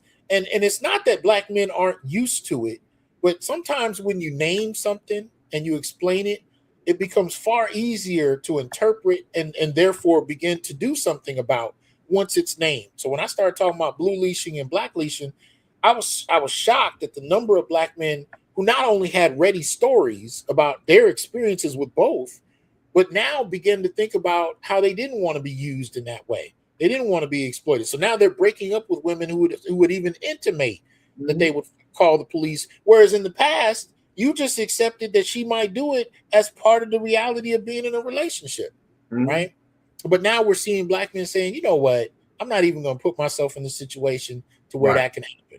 You know what I mean? Especially if I know this is something she's capable of, whether it's through reputation or I've seen her do it, you know what? Time out. I'm good. I'm not moving that way. Well, that to me is the ultimate reward when you see men really making sense, because there's so many things we've experienced but didn't have a name for. And once we started to name it, it was like, wait a minute. Not only have I seen that happen, but it happened to my father and my grandfather. Well, I don't want to continue doing this like that anymore. You know what I mean? And absolutely. So that's when it starts to shift. So I see this as a comment from Solly Walker, 1906. I think this is a great comment. Says, at Dr. C. Hasan Johnson, I recently became aware of Fannie Lou Hamer's biography. She was a real one. Shout out to Magnolia State, where she was from. And I'm curious as to why her critiques of the feminist movement are not more widely discussed among Black feminists. I have a perspective on why this isn't discussed, but of course, I'm going to yield the floor to you and the question to you. I mean, shout out to Obsidian. You know, he used to say to ask the question is to answer it. I mean, you already know. I think in the way you frame the question, you know the answer to that. You know, and that's part of the issue, especially when you start to see feminists in the academy, right? They begin to reshape and rewrite the history of Black America from their vantage point. And so women like her were severely downplayed and often reduced to one or two moments. Sometimes you'll see that happen where, you know, when she's arguing about the need for Black representation and the power of Black voting, she might be invoked there a little bit, but nobody's going to invoke what she's talking about in regard to her criticisms of feminism, because that, you know, would present a problem. So you see that kind of happening. But there have been numerous women like that, academics, activists, all throughout history. Shout out to Tommy Curry. He writes about a lot of them. He cites a lot of them, and he's been doing that for years. So it isn't to suggest that, you know, there aren't any women that understand what we're talking about. It's more to suggest that in the popular public sphere, those women have been downplayed and dismissed to the degree that young women who are learning about what women have done historically don't get that added to their narrative. Absolutely. And so therefore, it doesn't become an option. When I teach gender, for example, I teach about Black feminism, but I also teach about womanism. And those are two very different things. And I teach about Africana womanism. Well, there are a number. We could talk about Africana, we could talk about Black, and there are different aspects. They almost cover different frequencies. But the point is, they come from vastly different contexts than Black feminism, and they don't get much discussion. Much to the point where I have a colleague who's been teaching as long as I have. She's a few years older than me, in fact.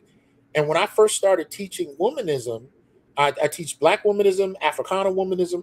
When I started teaching those, she looked at my syllabus and she pulled me into the hallway and she said, "What is this?" Now, she's been teaching feminism for 20 odd years. She didn't know what womanism was. Never heard of it. So it's a form of ideological grooming.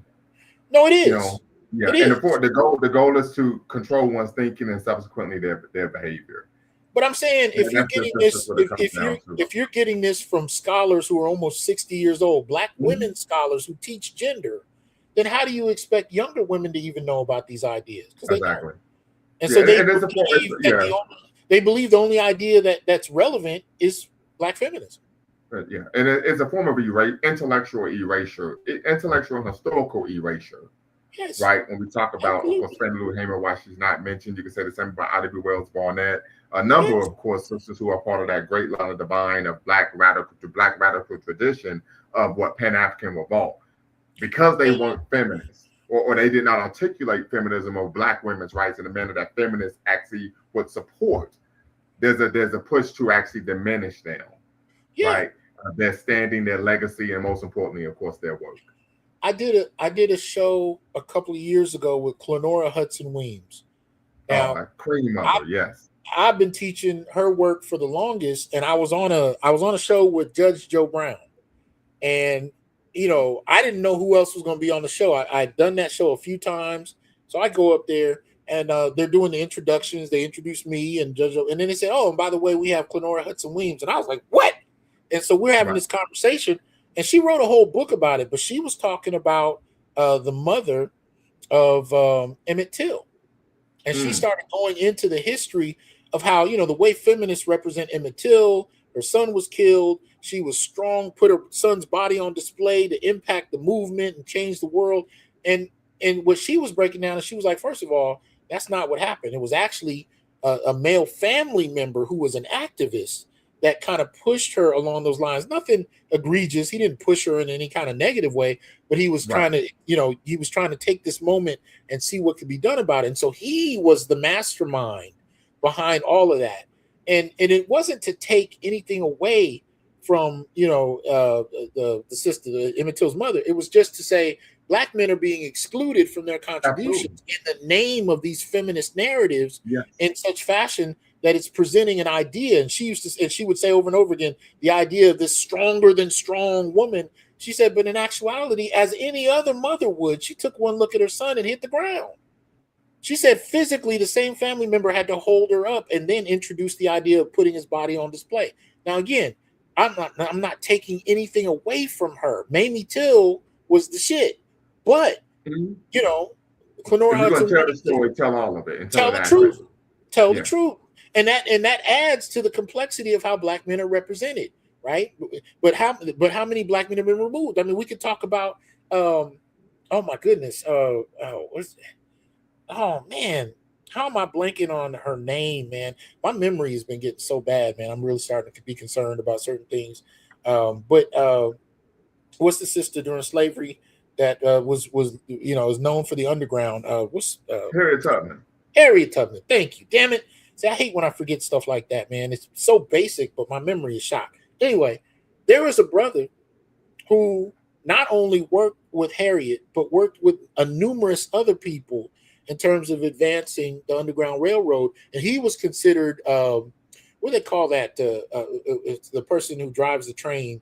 I forget the term they use. Thank you.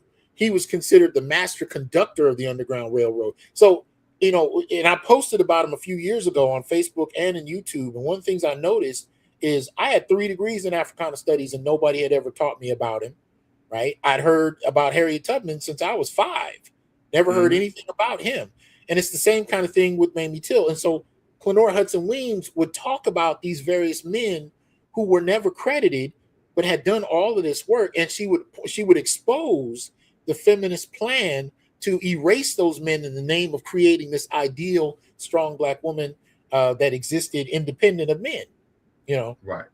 And so I applaud women like her. So that's that legacy of womanism, but you hear less and less of it today. And it's almost gotten to the point in academic settings where womanism is almost synonymous with feminism based on how it's talked about.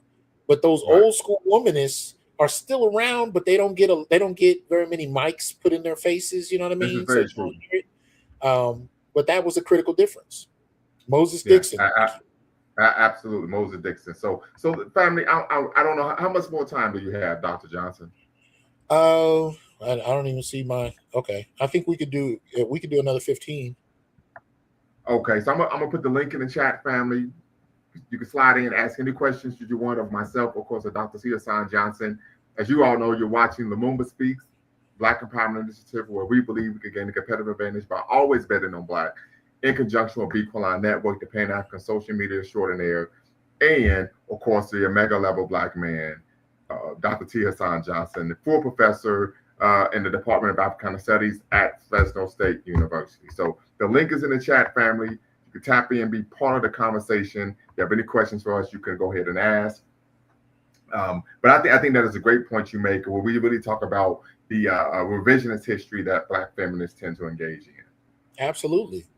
But there's a long legacy of that, and they don't get shouted out. So I have a series of lectures where I talk about them, but I notice fewer and fewer, even feminists know about them. And they're still around. Clenora is still around. Yes, she is. And if you could give me her information, I would love to interview her on my platform as well. So, because most people are surprised, but I'm familiar with, of course, Africana womanism, and I share that information with my students. Go right ahead. No, I don't have her number. I only met her through that show, and I never got to talk to her outside of that. But I can tell you it was an honor to talk to her, and she's still as raw as she has been. But you'll find a lot of those women, a lot of those women academically are treated the way women who advocate for men are treated today online. What do they call them? Pick-me's? Yes. Many of the womanists were the original quote unquote pick-me's. A lot of them were alienated from women's spaces because they wouldn't go along the lines of the traditional Black feminist narratives. And they kind of had to suffer socially and in terms of their career advancement for the positions they took. Right. So I see Solly Walker, you make a comment about Pan-Africanism. Definitely want you to tap in. We got a conversation about that. It's falling short of what it's supposed to have been. And of course, many people you all may not know me, kind of new to the channel. Appreciate Dr. Johnson for allowing the introduction to his channel. to his subscribers. But there's a couple things regarding Pan-Africanism, right? My master's thesis was titled "Is Pan-Africanism Dead?" So there are a number of critiques to be made of Pan-Africanism. Many of the issues of Pan-Africanism stem from promising so much but delivering so little. But there's a reason why that's taking place, and that is, of course, due to white hegemony and concerted efforts by anti-Black racists to prevent Pan-Africanism from achieving its goals. One of the examples would be killing prominent activists and statesmen. Others would be forming coups, right, in African nations where they were Pan-African governments set up to actually benefit African people, not just in one particular country, but throughout the continent. So the latest example that would be, of course, with Muammar Gaddafi. So definitely tap in. Hopefully we can have that conversation. But one of the issues when we talk about Pan-Africanism is Pan-Africanism, of course, began in the diaspora amongst African enslaved Africans and their descendants. But Pan-Africanism is about what? Working with Black people wherever you are in the world to better our lives socially, politically, and economically. So you could be in Greenland, right? And if there's a group of Black people there, you should organize yourselves to better our living conditions socially, politically, and of course, economically. So irrespective of where you are, you can engage in Pan-Africanism. It doesn't have to be something that takes place on the continent. So just something to consider there. But once again, the link is in the description, links in the chat, tap in, be part of the conversation. You do not have to cam up, of course, to be part of the convo. But once again, got to be respectful. We respect diversity of thought. No epithets of any kind. This is a space of Black empowerment. Attack your argument, of course, not the person. And we look forward to hearing from you all. I think this was a great conversation. And this is something Dr. Johnson and I have talked about offline, is oftentimes it's rare that you would meet a brother who's a Pan-Africanist who has a strong, strident critique of course, Black women or Black feminism, right? And we've talked about that before. There's a couple of reasons why that tends to take place. One, there's almost individuals who typically do not have a working knowledge of history or African diaspora and culture, would be under the presumption that, well, our culture is completely different than, of course, Europeans. And so if European culture is patriarchal, African culture must be what matriarchal, which isn't the case. And then oftentimes you have individuals who come into, of course, the movement who were, just to be honest, raised by their mothers. And so they really don't know how to, and Dr. Johnson, you've talked about this before, don't know how to correct or critique a woman due to not growing up seeing or being in a community with people who did that in a healthy manner or any manner at all. Well, and I also think there's a practical level to it as well. I mean, whether you're talking about Umar Johnson or otherwise, it's very reminiscent of the Black church in that these kinds of spaces are really financed, in a certain kind of way. If you cater to women, you're going to do far better. And I think that is a significant part of the conversation. And so that's one of my main issues when it comes to any facet of the Black community, any group, whether you're talking about Pan-Africanists, whether you're talking about whatever group it is, if you're unwilling to call women to the carpet when necessary because you're worried about whether or not you're going to secure finances, to me, that's a problem. You know what I mean? But that's, I think, one of the significant elements to this that becomes a problem. Not wanting to call women to the carpet. So it's because look, this thing I've even noticed on YouTube. If you want to do well as a content creator, you focus on women or white folk. Let's just be real. Now, you could do the O'Shea Duke Jackson route, and you could really develop an international audience. Right. And I think so you could do an international thing. But if you're functioning in the boundaries of North America, and you want to do well as a content creator, it's tapping into white folks, tapping into women will definitely increase that. If you want to focus just on Black men, the numbers are going to be far lower. And so you have a lot of people who want to advance, and they widen their audience to do that very thing. Absolutely. Mr. Sandman, Brother LMA, still dribbling down the VA, I presume. Mr. Sandman, happy Pan-African Friday. Any questions for Dr. Johnson or myself? Happy Pan-African Friday to you, Dr. Lumumba and Dr. Johnson. I just wanted to ask a simple question.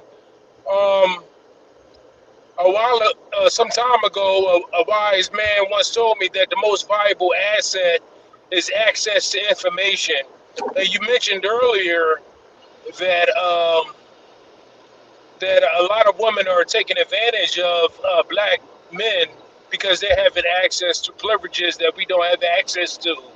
Can you give me a list of some of those access to those privileges that they have via, through the court system or through the government that black women or women in general are utilizing against us? And also, are there any loopholes that us as black men could utilize via the system that we're not aware of? Well, I don't, unfortunately, have the time to go through it, but I can promise you this: the very first chapter of my book does so in detail, and I talk about the specific types of resources that over the last half century black women have had access to that for the most part black men haven't, right? And that's by design. I mean, at the end of the day, I think it goes down to really dealing with how much of a threat black men can be. And I think that's one of the reasons those resources were denied them. And mind you, a lot of this is happening while you're seeing the advancement of the prison industrial complex. So black men, particularly during the war on drugs, are sent to prisons, and black women are invited to participate in the advancement of society. Now, mind you, this is also happening on the tails of the end of the civil rights movement. And I talk about this all the time. Regardless of what people may feel about the civil rights movement, one of the most threatening aspects of it is it as far as the world is concerned, it presented a united front in the black community we haven't seen since, right? And you're talking about across sexuality, race, class. You had the civil rights movement that presented a united front in a way we'd never seen, and they did so during an era, right, where you had advanced technology spreading video, interviews, messages across the globe. Civil rights movement inspired, black folk around the world and others, right? That had to end. It had to end quick. So one of the most important elements of ending that civil rights push was to extract the women and split the argument between race and gender in such fashion as to dismantle this movement that threatened to have a huge impact, right? So we actually saw it fall before I would argue we see how far it could have gone. My point simply is that these resources are not accidental, they're strategic, and they were designed to undermine the kind of political movements, the kind of political mobilization that we saw happening in the black community. And since the end of the Black Power era, we haven't really seen much. I mean, in the 80s, you had the push against, divestment in South Africa. Then you kind of pop up and you see, various movements around specific events. Then you get the rise of BLM in the 2010s, but you really haven't seen the kind of black political cohesiveness we used to see prior to that breakdown that takes place in the 70s, very much COINTELPRO fueled in its structure, but not an accident. So I don't argue that these things, these institutional resources available to women just happened, because, I don't know, somebody woke up one day and decided women were better. I argue that they're very strategic. And if you go through the first chapter of my book, I even outline them specifically in terms of what women got access to for the most part that men didn't and couldn't. Right. Yes, and of course, Dr. Gilmore, real quick, Dr. Gilmore talks about that as well, that this was what he calls counter-revolutionary in nature. Right. Yes, thank you for that. Yes, thank you for that information. And I'm starting to lean towards, leaving the struggle, so to speak. If all of the chips seem to be, weighed against me, it seems like the more that I fight, the more that I just get exploited. Ah. And if that's the case, is there any advice that you might could give in regards to protecting myself, against being exploited in the system? Well, when you say you're about to leave, are you talking about you talking about leaving the country, or what do you mean? Leaving the fight. Like, I'm not going to keep continuing to fight a losing fight if I know that, there's a virus in the system that's going to make it so that, the more that I fight, the more that I'm gonna just get exploited. Well, I think if you look at the black male political agenda, I think it exemplifies my stance on it, because I understand the kind of exhaustion you're talking about. And that's how I'm viewing what you're saying. So correct me if I'm wrong, but it sounds to me like a particular type of exhaustion, Yes, exactly. Not wanting to be exploited. So my response to that is to hook up with like-minded men. that can understand what I'm talking about. Because look, one of the things I'm seeing right now is something I never thought I'd see in my lifetime, and I haven't detected prior to this current moment. You have spaces where Black men are in conversation across, and I said this earlier, across class, color, caste, you name it, geography, occupation. I'm seeing Black men coming together and sharing resources and ideas in a way I've never seen before. And the one thing that I actually can see hardcore revolutionaries and even conservative Black men agree on is some of the experiences they're having in regard to dating, mating, marriage, and family production. So we're in a situation where Black men can at least be a resource to one another in this area. If we can't agree on anything else, we can't agree on religion, we can't agree on politics. The one thing Black men can agree on is that we're finding ourselves experiencing an onslaught that no other group is experiencing in the same way and to the same degree. And we're also seeing ourselves being objectified, used, and disposed of in social environments and in families in a way that no other group is experiencing. The least we can do is bond with other brothers who have gone through this. And we can say, I may not agree with you religiously, I may not agree with you politically, but I damn sure know what you went through in this divorce court, and you understand what my experience is better than anybody else walking. What can we begin to do, even if it's just exchange information that can be a benefit to one another in a way that nobody else is about to do? Because I say this all the time, there are no safety nets for Black men. Ain't nobody coming for us. And I'm not telling you anything you don't know. I can bet money you've already lived some of the things we talking about, right? You know ain't nobody really coming. So is there a way that we can connect one another and exchange resources and at the very least begin to have conversations about where that can go beyond now? That's kind of the way I approach and navigate the exhaustion I hear you talking about, because, otherwise I'm going to be on a roof somewhere with a deer rifle, and that's the problem. So, right. Real quick, real quick. Dollar Will, I need you to cam up in queue just to make sure you're not trolling, and then I can bring you into the live. So I just need you to cam up in queue, make sure you're not trolling, then I will bring you into the live. Okay, got you. Very good. You can turn your camera off, I will bring you in. So real quick, just in respect to time, Sandman, we're going to move forward. LMA, he's been waiting patiently, but I just want to respond very quickly to Solely Walker. So I see what you're saying about that recent episode of the 154 podcast, and the guy's take on the Black Southern accent. The guy that made that claim was the guy who played Dr. King in the movie Selma. One thing you need to know is that the individuals on the 154 podcast aren't Pan-Africanists. And this is one of the things that takes place with the critique of Pan-Africanism, is people seek to critique Pan-Africanism based on the behavior of people who aren't Pan-Africanists. That would be analogous to critiquing a Christian based on the conduct of a Muslim. Just something to consider.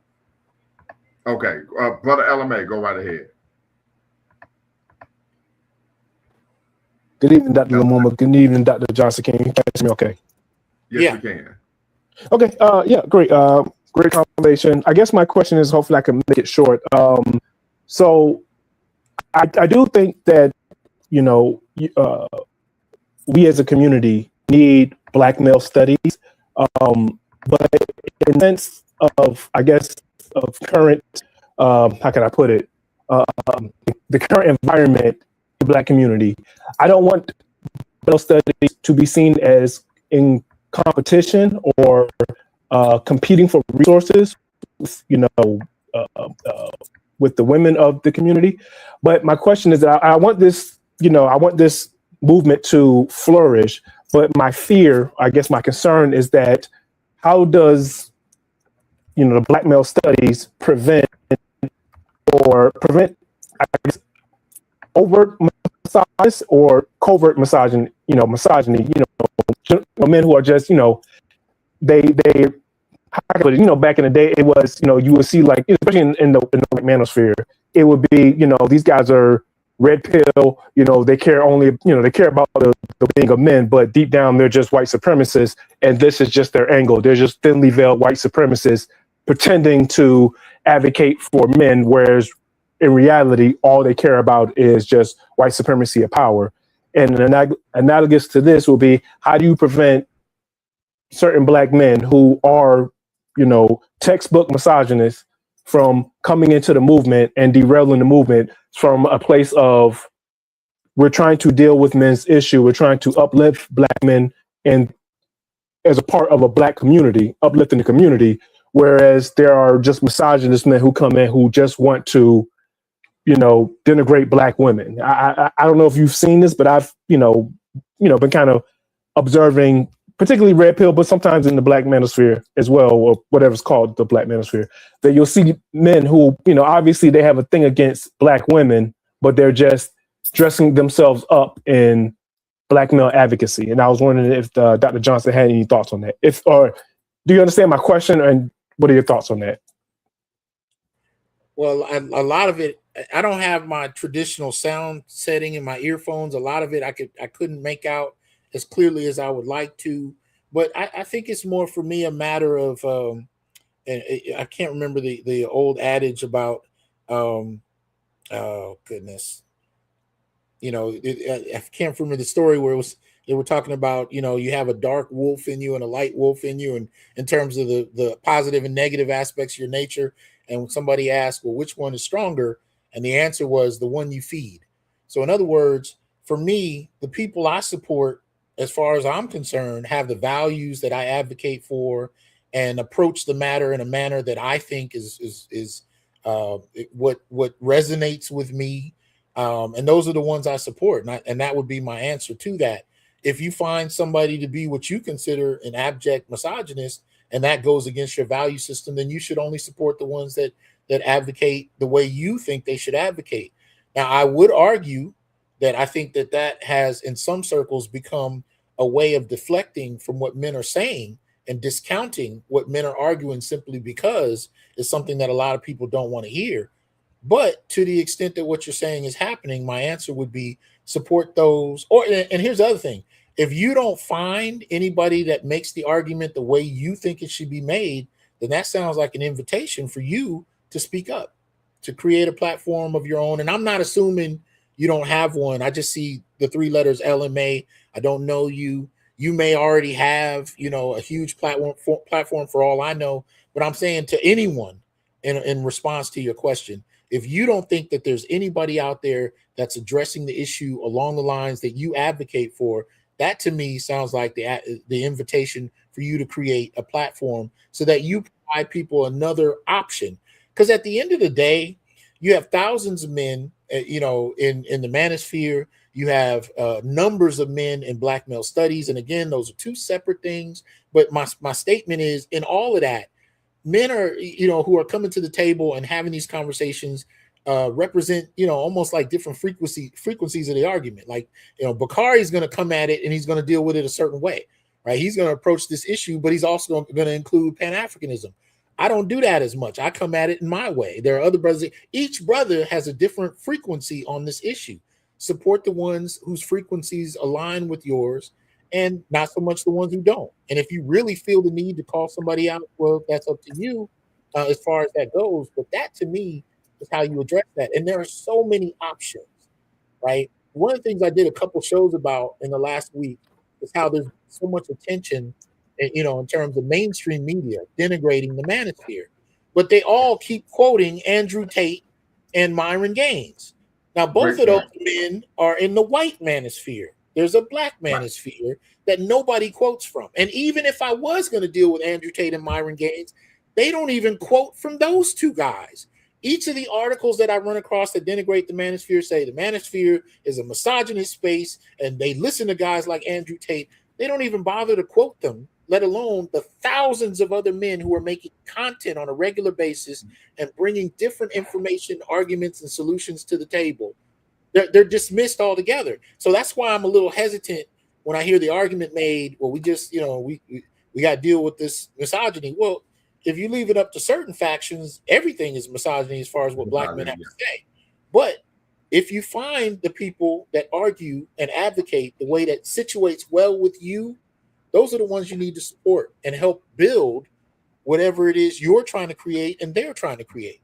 And what you'll find over time is you'll start to see those ascend and those descend based on where the will of black men are trying to take the argument.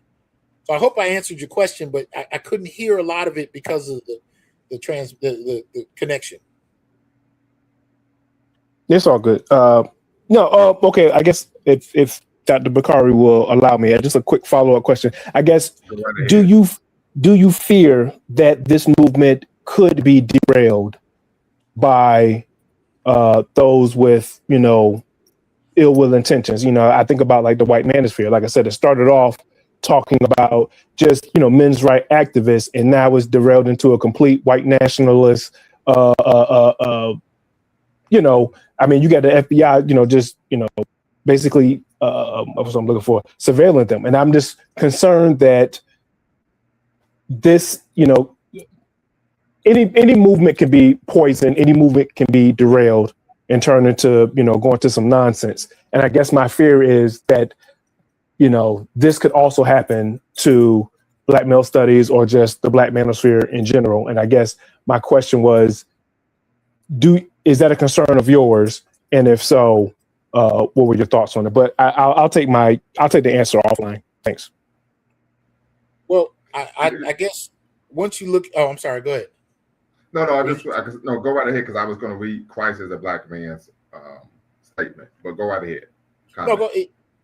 You're absolutely, I see the statement. You're absolutely right. Black men opening our mouths is considered misogyny. It's absolutely, it's a control measure. But to the this question, is something I've experienced in the academy when I was in my PhD program, because I was very quickly, and we're just going to go back to, of course, a personal anecdote. But if we're talking about critical race theory, I'm kind of storytelling, right? My first week in my doctoral program, the class I was taking was critical race theory.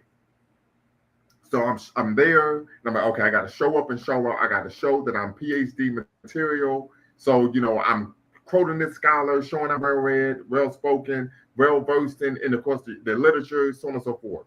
After that first week, the professor was also my advisor.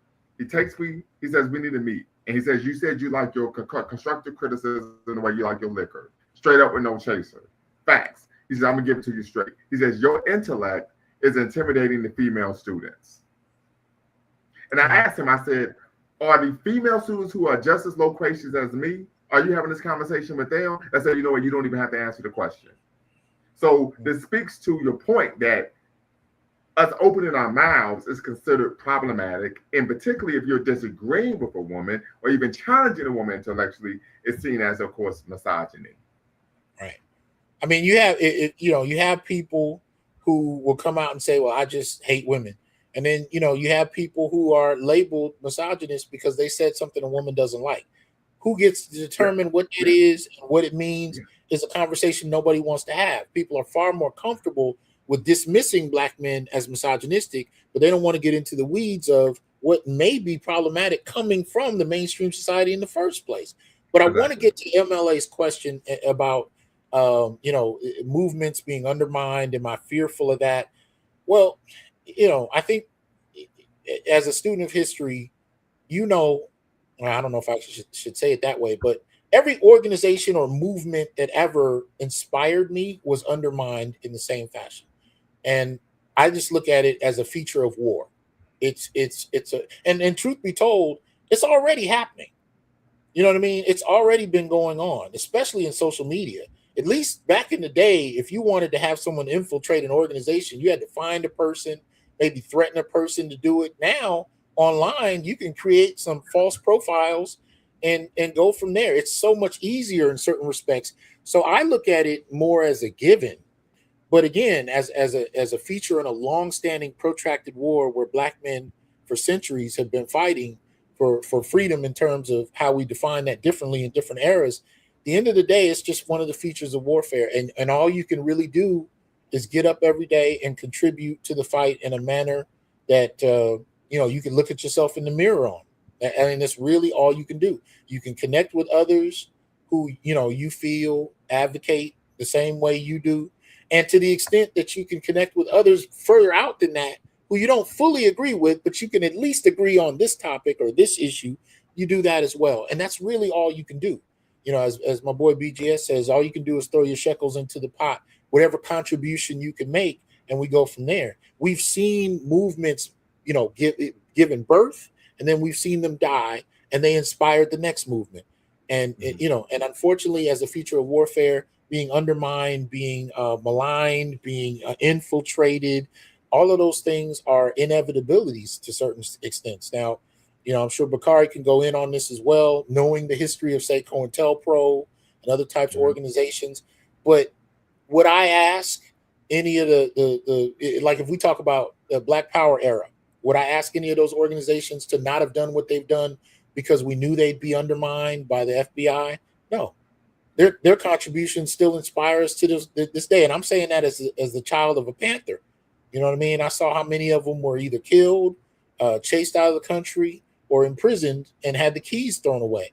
Those sacrifices are still relevant, even knowing how much was done to malign what they actually stood for and what they actually did. Now, our era of that is underway as we speak. However that's going to look, it's going to have its differences from the past, its similarities, but all you can really do is make the contributions to the struggle that situate best in your spirit. And as long as you can look yourself in the eye in the mirror every day, that's about all you can really ask for. So before I leave this earth, I want to be able to say I did my best. This is what I contributed. My area of the struggle is to, help Black men actually see what's being done while mobilizing us to see what we can do to free ourselves from as many different problems and traps as possible. That's about all I can do. But I feel you, because it is frustrating to watch how often this has happened. But I don't think it's going to stop anytime soon. So just make your fight best you can, bloody the eye as best you can, and keep it pushing. Dollar Will, you've been waiting patiently. What say you? Well, thank you, brother. Thank you for pleased to meet you. First of all, I'll be subscribing immediately after this to your channel. Appreciate it. Despite my youthful voice, everybody, I'm 62 years old. I got into the Afrocentricity movement in the early 80s, like 82 to be exact, when I came out. Wow. I wasn't even born. So Farrakhan had just reawakened what you see as the Nation of Islam right now. Crack era was just starting. AIDS had come on the scene. And so I'm a fast track. I got a job in a major media organization. I part of why I got my emoji, because of some work I had to put in. Okay. All right. I had to get in that legal system. All right. And put that work in. So when I came there, America had already transitioned to moving from the Bakke decision. The thrust moved from affirmative action to this thing called diversity. So we're seeing the fruit of it today, which really was like displaced Black men. That's really what it was. So it was happening in real time at this world-known 3-letter media organization. And they mostly had a meeting. I had just started working there within 3 months. They had a meeting. The Black women were putting in such work. They had an all company-wide meeting of like 600 workers to discuss why are there so few Black men there. And they said there's no way that the number of gay men should outnumber heterosexual men. And the Black women were putting in that kind of work. I had just started working there, like I said, within 3 months. But just to fast forward 10, 15 years in, I'm of course getting discriminated against like what happens with us. And so I had to make an EEOC case. Those older women who were there putting in the work from the 80s, by the time, let's say 94 to 96-ish, I'm doing work. I'm leading a union movement too. So I'm doing it. All right. So the older women from the 80s, they understood it and supported it. But something happened with that next generation. We, as the youngest baby boomer and the oldest Gen X, I'm born in the cusp year of 64, Civil Rights Act 64. I'm born there. Okay. We failed. We did not pass on to the next generation that this fight is going to last beyond your life. It started before you. We're not likely going to end it in your lifetime. We're just trying to move the football to get a first down. Okay. Right. Touchdown, for the next future generations, whenever that is. Right. So when I started doing my work, the younger generation of Black folks, they didn't have, they were coming at me harder than the white folks, saying, if you don't like it, you should leave. Love it or leave it. I'm like, whoa.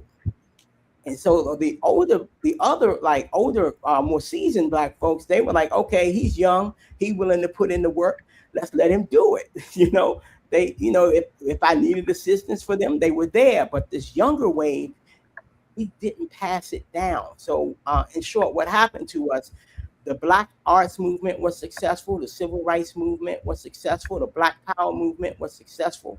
The riots were successful in as much as they galvanized us, and it created this Black middle class that we have today. We didn't have all these Black mayors in all these cities. All that came as a result of the success of those other movements. But what happened is my favorite scene from I'm Going to Get You Sucker, when the brother he went to see the older Black power brother, and he had his white woman there, and he was like, I remember that.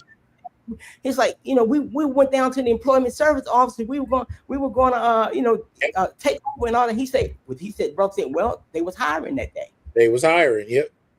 And that's what happened to us. We lost our way and thought that the fight was just about getting a job. And I'm guilty. We're all guilty of that. And we have to we're seeing with some of the hard structural victories we thought we'd won, that they're now being taken away from us.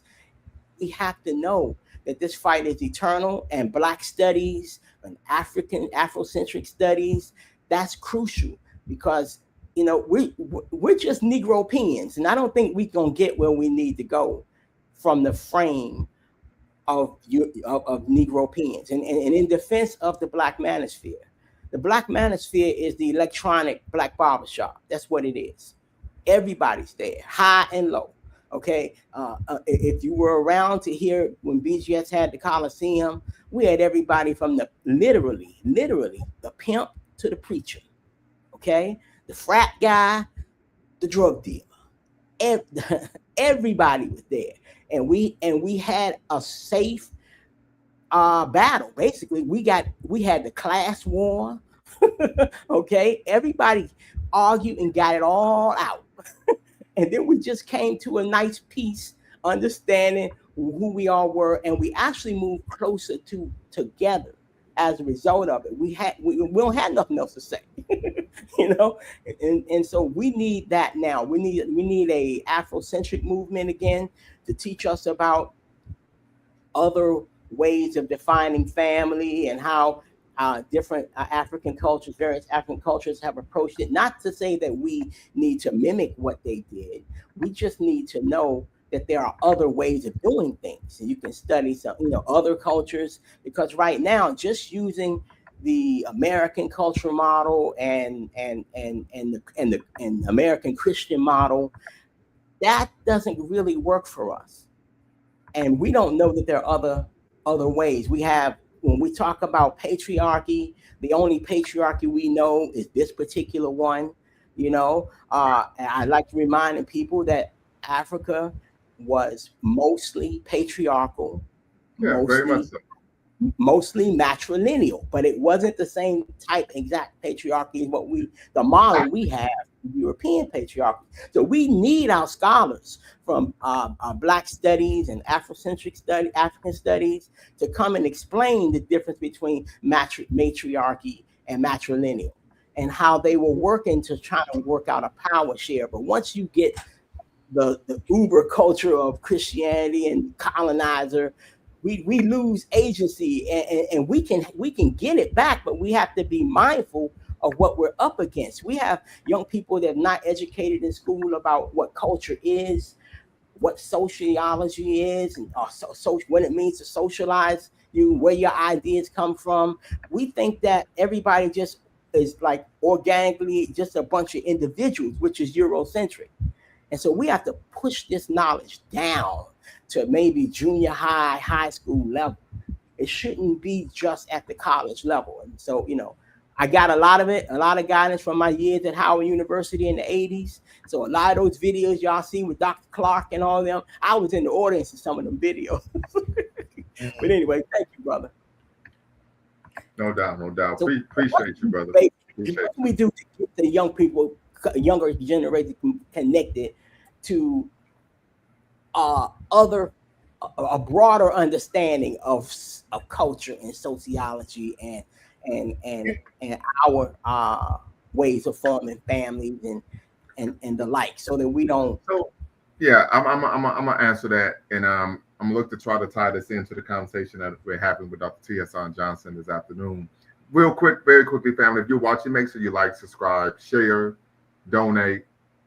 Right, you're watching LumumbaSpeaks.com in conjunction with Bequalon Network, the Pan-African social media extraordinaire. So I would say this is someone who really has a background in youth development. There's a couple of things, right? One, you can actually have programs and initiatives that address the needs of young people, right? One of the things I'll talk about as a Pan-Africanist and being a functional Pan-Africanist is doing work that addresses the needs of the community, right? I'm not a Christian, never will be. I'm an atheist, but I grew up in a Christian background. One of the things that Jesus is said to have taught the disciples in the book of Matthew was this practice of treating people's needs as holy, right? So we see that there are particular needs for young men. One would be, of course, this concept of rites of passage. How do I become a functional man in civil society? Another would be, how do I develop the skill set to be able to make a living and care for myself, a livelihood. So if we address those issues, and then you do so in a manner that's relevant, right? In which you're speaking to, you speak the vernacular, so there's a cultural connection. You tend to have, them really, gravitating towards you. My experience is that if you are a masculine man that they can identify with, and I'm quite sure Dr. Johnson, you can speak to this, young men will gravitate to you, right? They're looking for that type of energy. I can recall when I was living in Columbus, and there was an older brother at the gym who was a retired Marine. He was about 66, 67, and still jacked. All of the brothers in the gym who we would consider guys who could lift some real weight, we all gravitated to that older brother.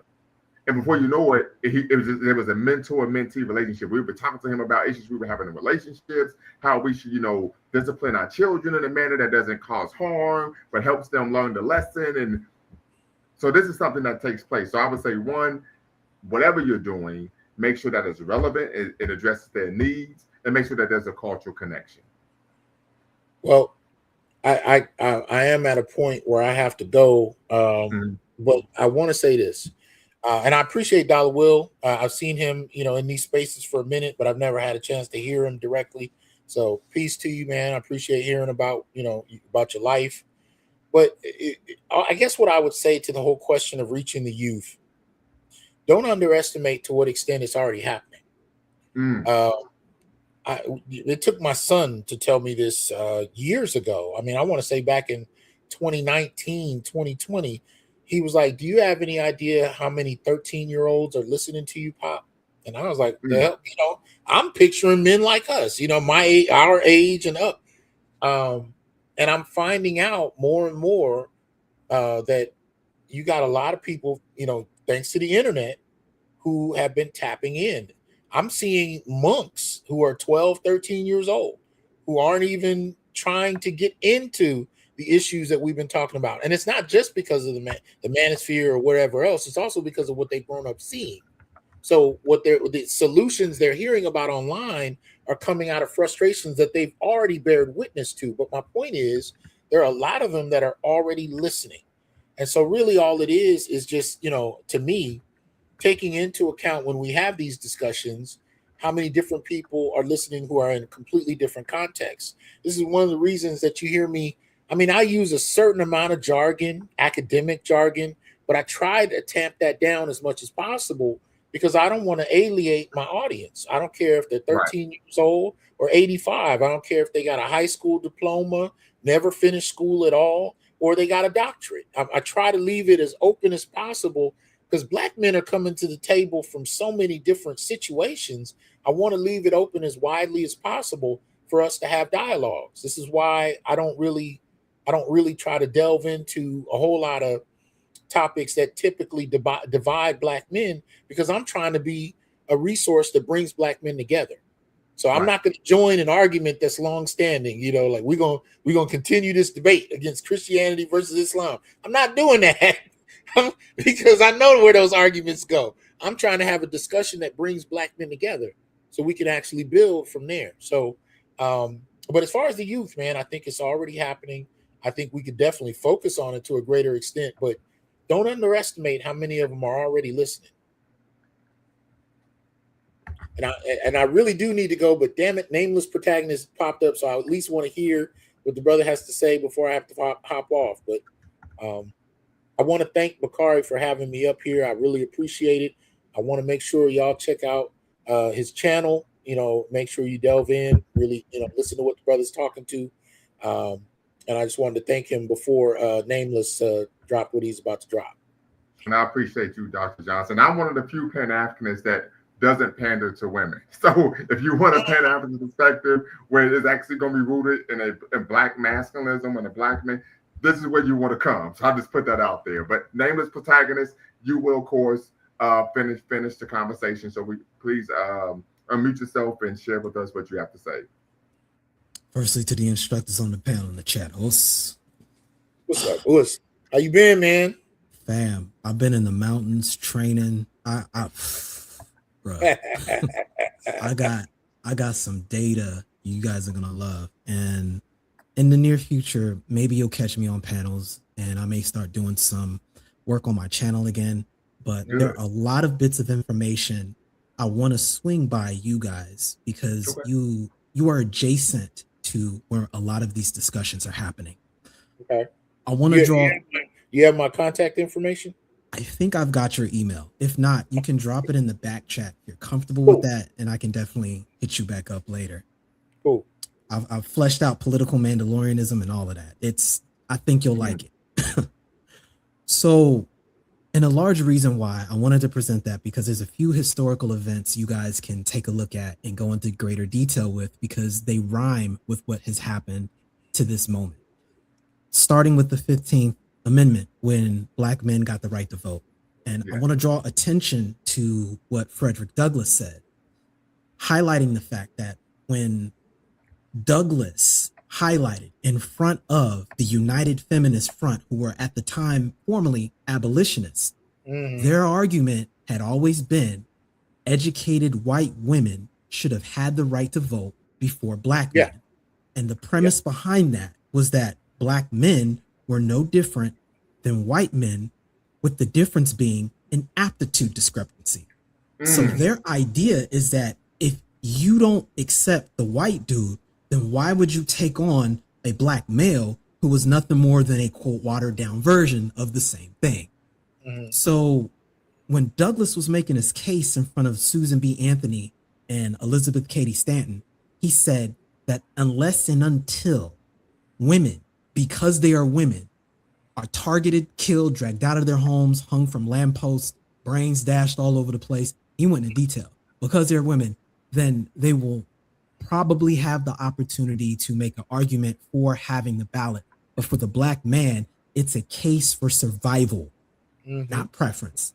It's not an argument to divide up the spoils of empire. It's to simply survive. And I want to reiterate this point, because when you take a look at every single argument that's formulated against Black men, this idea of wanting to be centered that rears its head later, these separate movements from, what was her name? Ida B. Wells, that Ain't I a Woman argument, all of that started. About Sojourner Truth. Sojourner Truth, right. That whole argument of wanting to get included into being recognized as the same way that the educated white female was, who, by the way, 9 times out of 10 migrated here from Europe, wasn't even really in the South like that. Their whole argument was it should have been then over us because we are made as a parallel to these white dudes. So when we a hijacking of Title VII that happens, when Howard Smith forcefully interjects sex into the classification of protected class, you actually get a pseudo class modality that's put in place where fundamentally it places Black men at the bottom because the double dip metric was inherently put in place of female and black, later emphasized by the Combahee River Collective, where there's this idea of needing black women centered, even though the whole context of black women not being put in front is because they were in a protected posture, which then that rhetoric gets exposed during the whole Ice Cube moment, where when he did his platinum plan, the question was, aren't you black people? And they said, no, we're black females. Yep. That's where all of this starts to come into play. That's why we brought to the surface the fact that there is a separate political inertia that's always been there from the very beginning, that at its core started with the Freedmen conversation and extended into Reconstruction when the 15th Amendment was put there and black men got the opportunity to vote before white women did.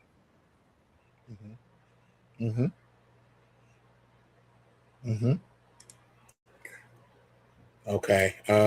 I don't know. Bakari, okay. Make sure you were still there. I gotta go. Okay, no problem. No problem. All right. Shout out to you. Shout out to Nameless. I'll holler at y'all later, man. Have a good night, fam. Nameless protagonist, we need to connect. I've put my email in the private chat. We need to connect because you're cooking with fish grease, right?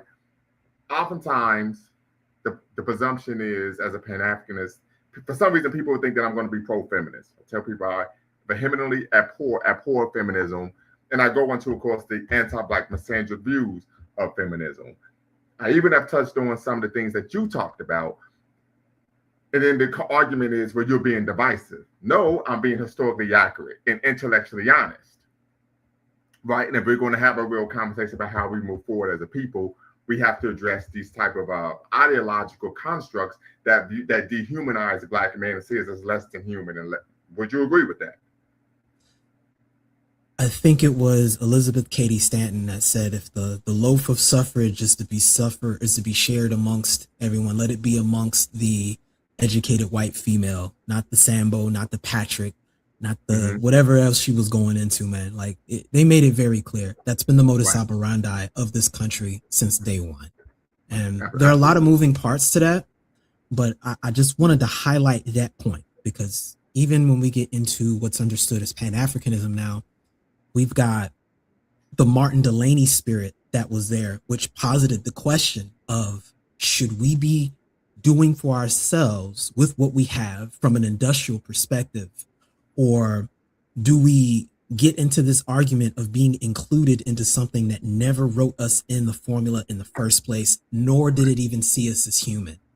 Right. And I think we're suffering the consequences of the rhetoric and the narrative that ended up winning in the end for whatever reason that it did.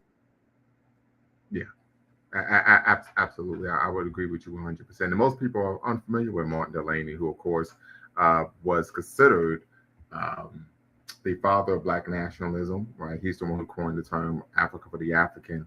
And of course, he worked with Frederick Douglass on their North Star newspaper. And of course, they had some disagreements due to. So what are your thoughts on Nature Boy? So I'm not really familiar with Nature Boy. What I do know is that he was in Georgia, I believe the Atlanta area. From what I read, he was operating a cult, and he was preying on members of that community sexually. He was essaying people. That's all that I know.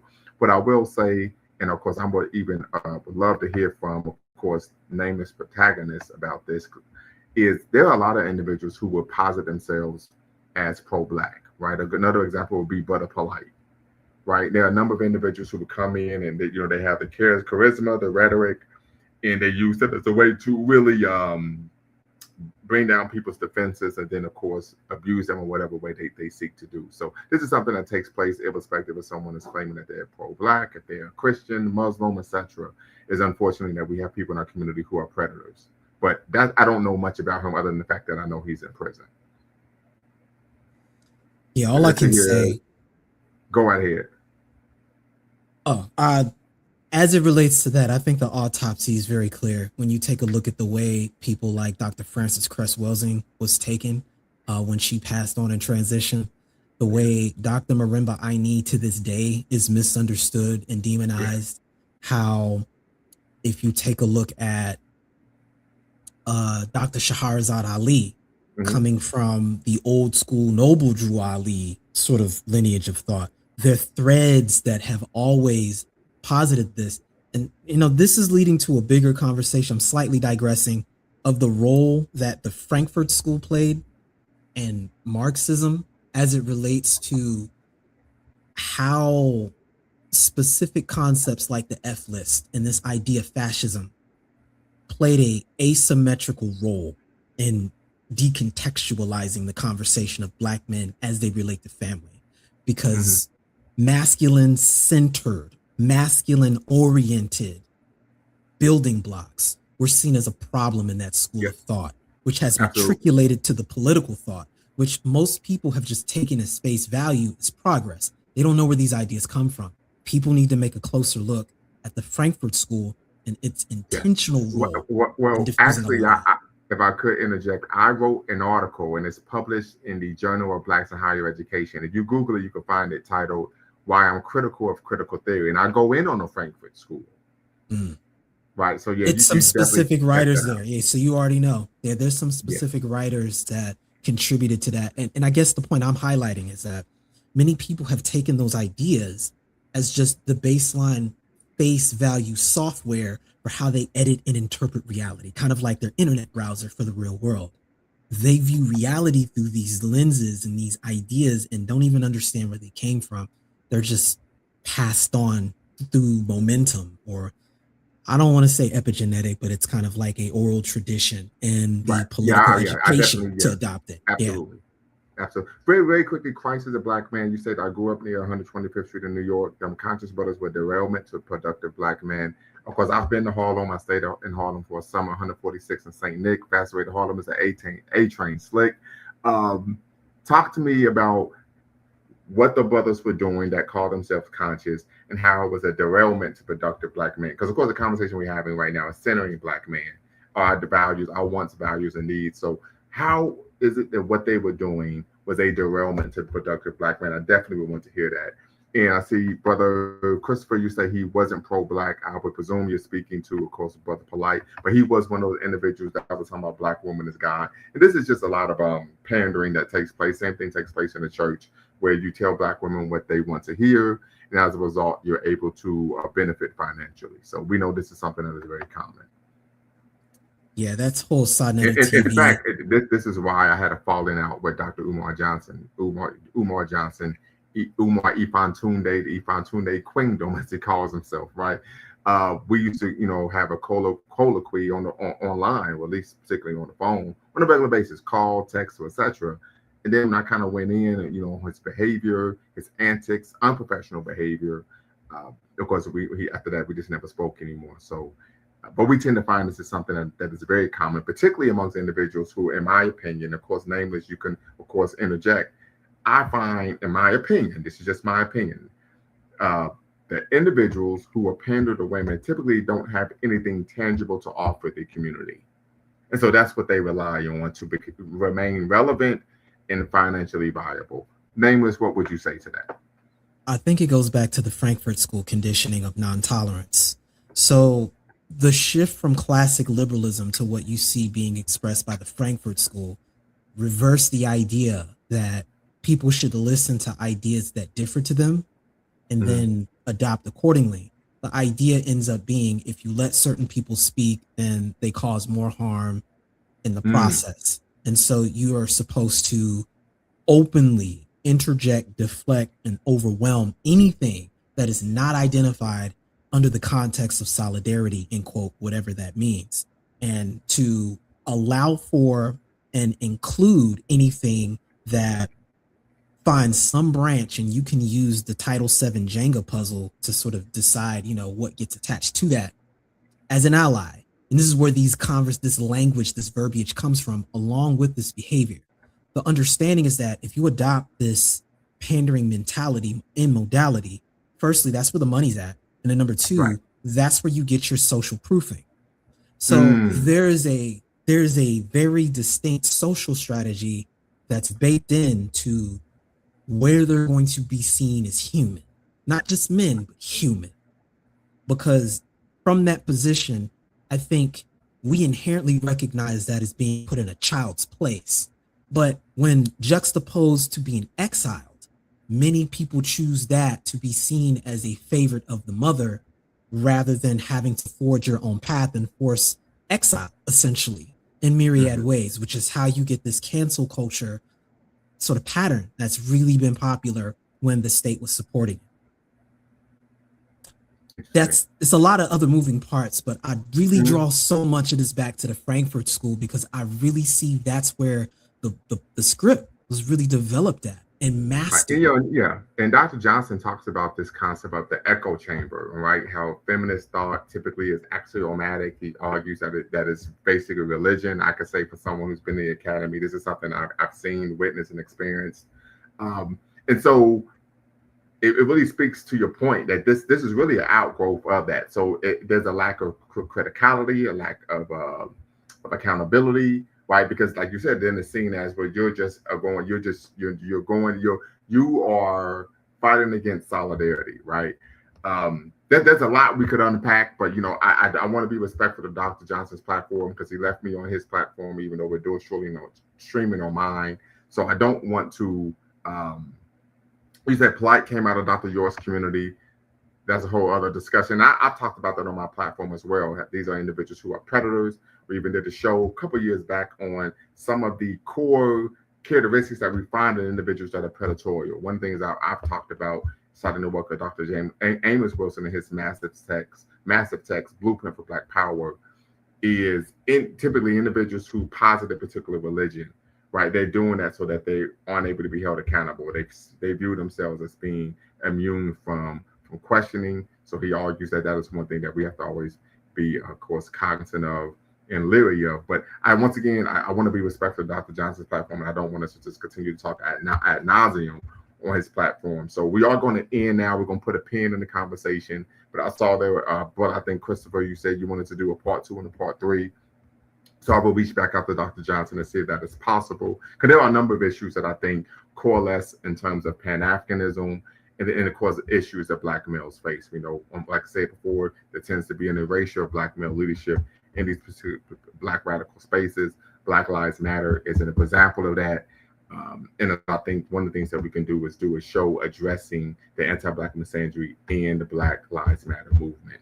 And where they're at today. So just respectfully, family, I respect everyone's time, but I also want to respect Dr. Johnson's platforms. But until next time, family, y'all know what to do. Make sure you always bet on Black. Peace. Before you go, make sure you hit the subscribe and like button. Thank you for supporting the channel. And remember, here at Lumumba Speaks, we always bet on Black. Peace.